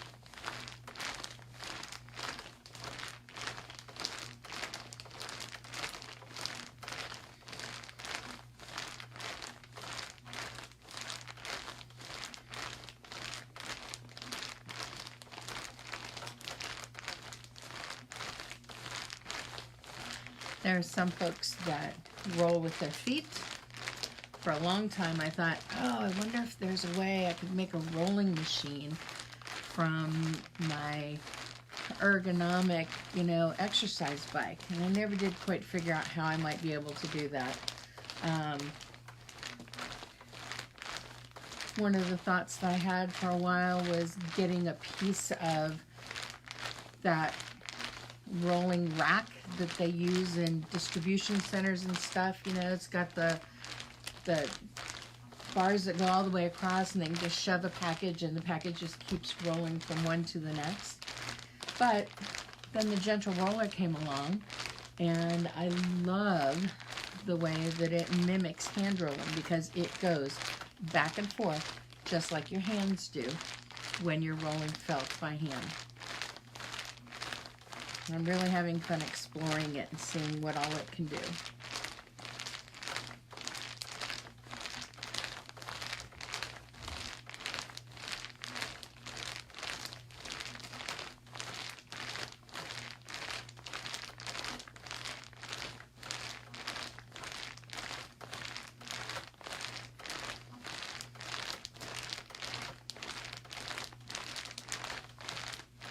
Everyone asks, okay, how do you know it's done? Well, you know it's done when the fibers won't pull apart from the fibers they're connected to. It's called the pinch test. And you'll see me do it here after we get done, not with this rolling, but the next rolling. We finish out our 4 rounds of 10-minute rolling. And you'll see how that pinch test comes together. And it's the way you tell if those fibers are felted. Basically, it's can you pinch them apart? Can you make them not be felted anymore? And if you can pass the pinch test, well, then you know your project's done. A lot of folks also ask, well, how do you care for this stuff? I mean, is it washable? Yes, if you hand wash it, or if you wash it very, very gently in a very short cycle on the washing machine. I highly recommend just hand washing though, and allowing it to air dry. It is important that you don't use extreme temperatures on felted items. That will cause them to shrink even more. Generally, it's cool water, very minimal, gentle agitation. Rinsing it. Salad spinner works really, really well as a receptacle to spin a lot of the moisture out of your felted item before you hang it to dry. And when it's being hung to dry, that's when you can block it, or sort of tug it back into the shape and the dimensions that it was in. But again, very minimal agitation, very gentle soap, and cool water. Even soaking is enough usually to clean a felted garment or a felted scarf. But treat it like a fine washable, and you'll be fine. You'll get years and years and years of use out of your felted projects. Later in the year, I'm looking to explore garments a little bit more. I've had some cape designs in mind, and I would like to do some tunics as well. Felted items are very, very durable. They're very wearable. Be very lightweight and still keep you warm, but can also allow for air to circulate so you don't, get overheated like you would in man-made fibers or anything like that. So I love the idea of exploring felted garments and making my own tunics, and perhaps making tunics, for others as well. Yep, keep watching. You'll see what I start exploring. But you see how my arms are working the entire length of the pool noodle to make sure that we get some pressure and resistance on every bit of our scarf.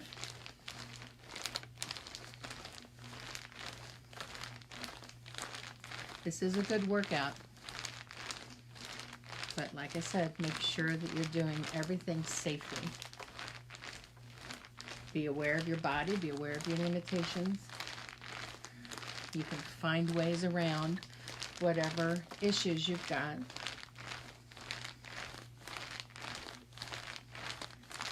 I know when I switched over to my exercise ball chair, which is what I'm sitting on right now, it made a huge difference in the amount of pressure that I felt in my lower back when I was rolling.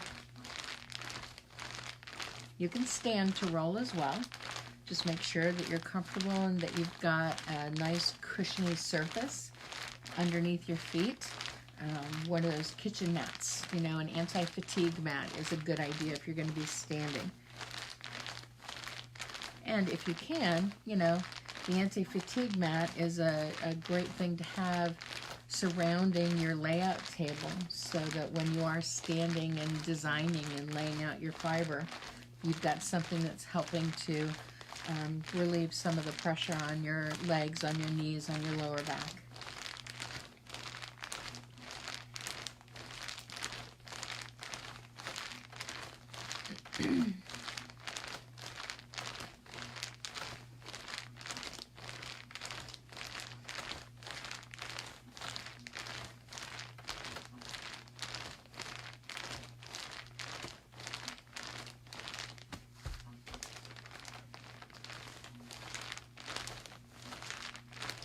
Do a little long stretch roll here.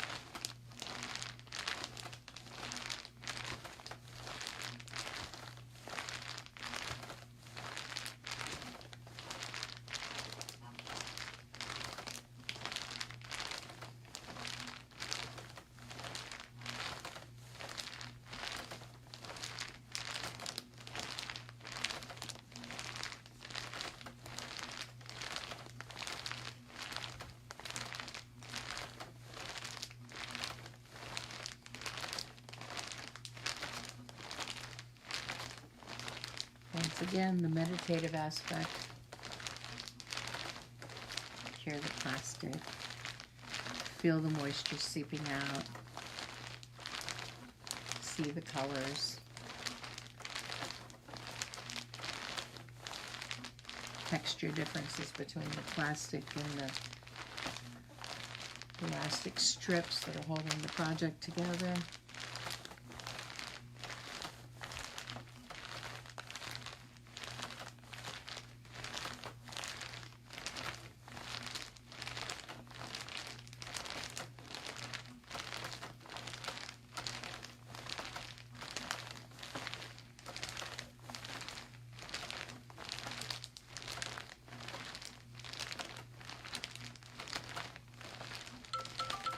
And there's our 10. Stop. And we're about to wrap for our final roll. Wrap and roll. Not rock and roll, wrap and roll. Yeah, that was bad. Okay. Around here, wrap up from here.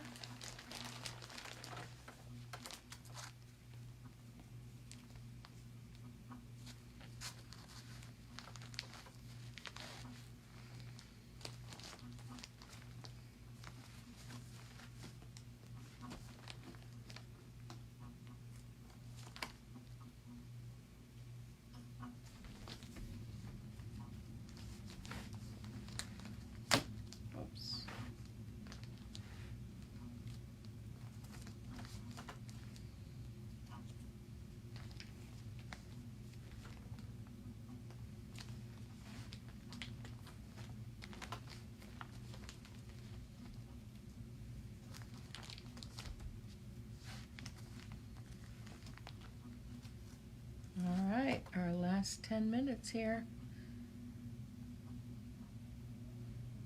Here we go.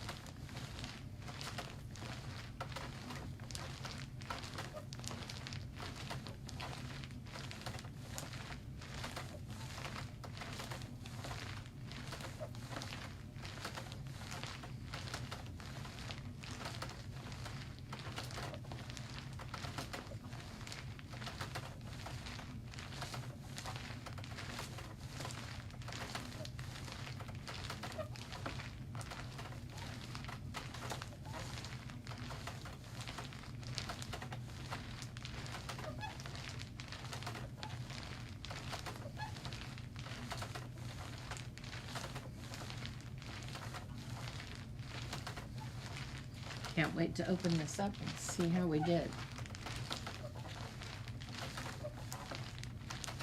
This would be a fun item after it's dried to perhaps add at either end, or maybe scattered throughout, some needle felted embellishments to, with needle felting some flowers or some leaves to make a trailing vine to go up the lattice. Could certainly do that during your layout process before you begin wet felting it.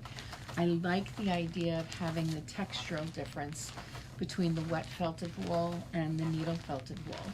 And you know, you can get flower shapes, but you can't get the three-dimensional aspect out that you would get with needle felting out of just adding a wet felted flower embellishment. I think it would add a lot of detail. And perhaps you do that with you know, something that you've crocheted or tatted or finger knitted, and then you stitch it on, or you know, needle felt it onto the lattice scarf. I think it would be fun to play with that and to add some additional details in a different medium. Maybe it's silk flowers or ribbon embroidery that you use to add that embellishment. Like the idea of mixing techniques and mixing fiber techniques to make a completely unique textile piece.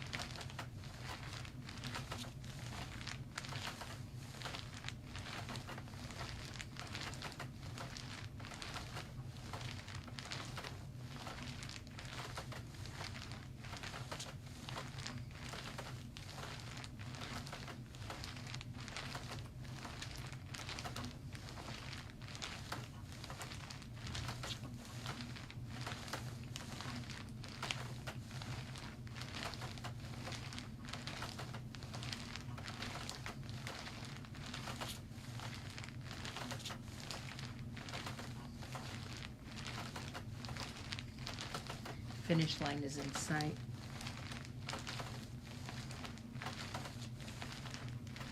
It's odd, as I'm getting to the last rolling, I think I always tend to get a little more quiet and a little more focused on the rolls and on making sure that I'm covering every bit of the length and width of the fiber, so that maybe it's so that I don't have to roll anymore.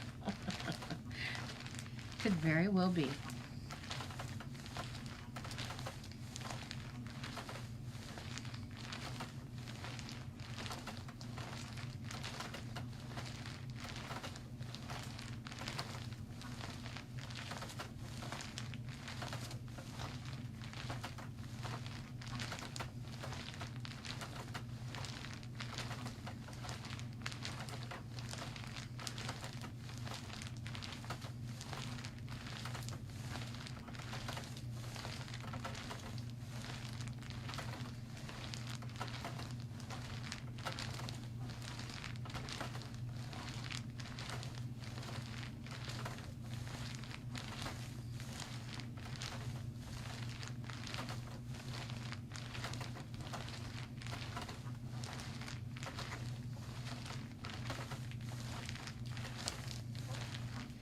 Again, you don't need a lot of fancy tools to do this. You need some plastic, you need some bubble wrap, you need some netting or shelf liner, you need some towels, water, soap, and a pool noodle. And you can wet felt.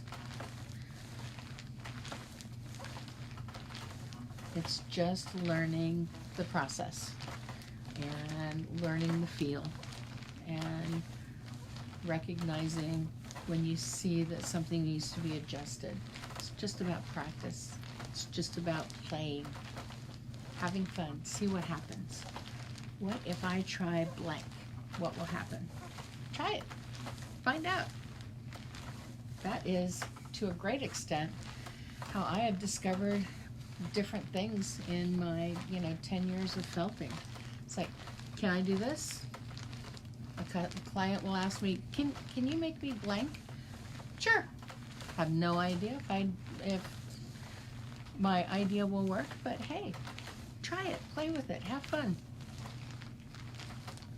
Mom's peeking around the corner right now. We're almost at the end of the process, Mom. Looks like fun. Yep. Last 10-minute rolling.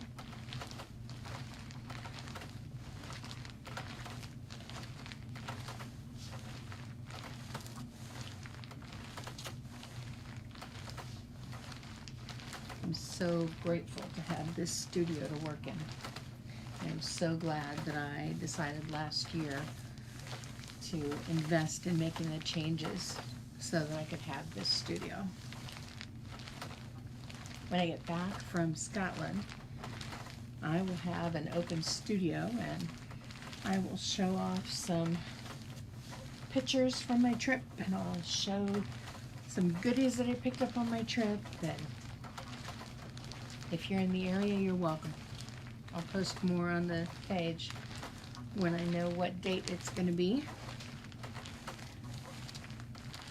I'm going to at least give myself the weekend after I get back to recuperate. But then it's going to be up and running again because we'll have the FELTit experience to open up that last week of February to insiders. And I hope you'll join us.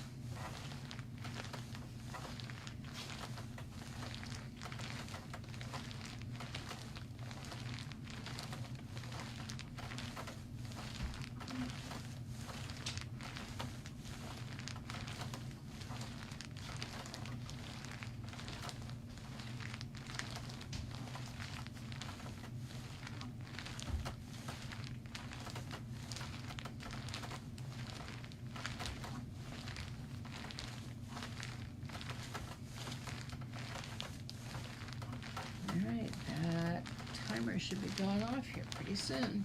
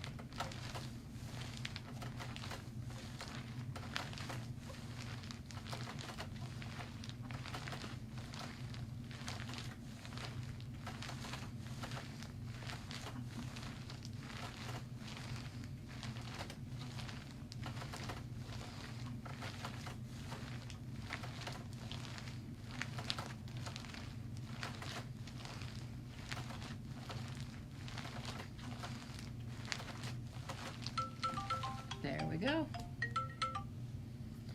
All right, let's unwrap and see what we got.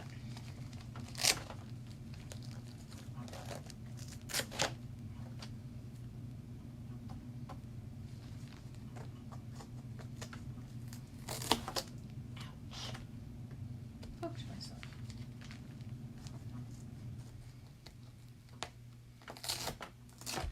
Okay. Pretty sure we are done with the pool noodle. Set it down here. Let's unwrap our package here. Yeah, I did. Good. All right. Let's move the phone out of the way.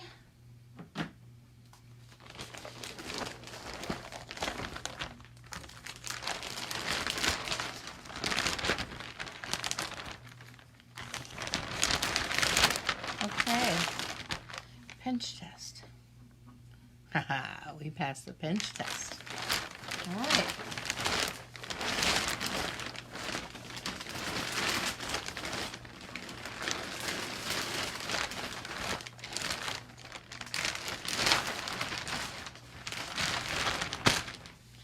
Okay, I was pretty aggressive with this because we have a felted lattice scarf. And all we're going to do right now is just take a little piece of bubble wrap and set it down. And what we want to do is fold this. And that means we're just going to scrub it against those bubbles on the bubble wrap, scrunch it up,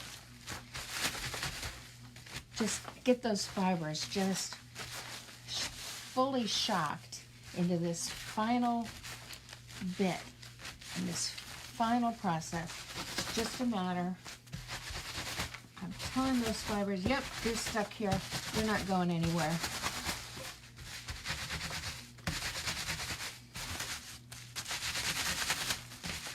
Now, thwacking is another way you can do this. You can either scrub like that or you can thwack.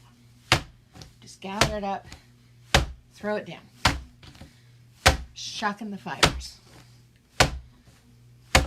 You can see why I like to do this. Great way to get rid of some aggression.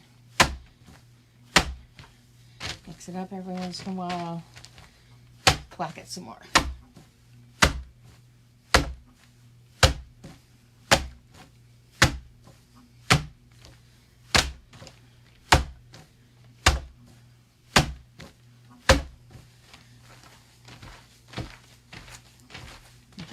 scrub and scrunch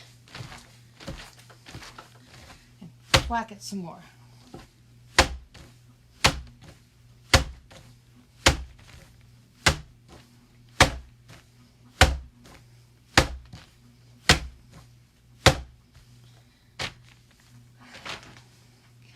We have our felted lattice scarf, ladies and gentlemen. All we need to do now is rinse it. Hot water, then cold water, then hot water, then cold water. And then let it soak for about 15-20 minutes in a water bath that's got a couple of glugs of vinegar in it. But our scarf is done, completed. I like the design. It's lovely and airy and open. There are holes where you could put the scarf through to sort of hold it in place. You wouldn't need a scarf pin or anything. And you'd have this lovely scarf, long trailing end. We are done. I am so grateful that you were here with me today during this live. And I will post a picture after I've got this rinsed and soaked and dried, and let you see it on the clothes dummy so that you can see we have a beautiful lattice scarf here. And thanks very much for being with me. I'll talk to you later.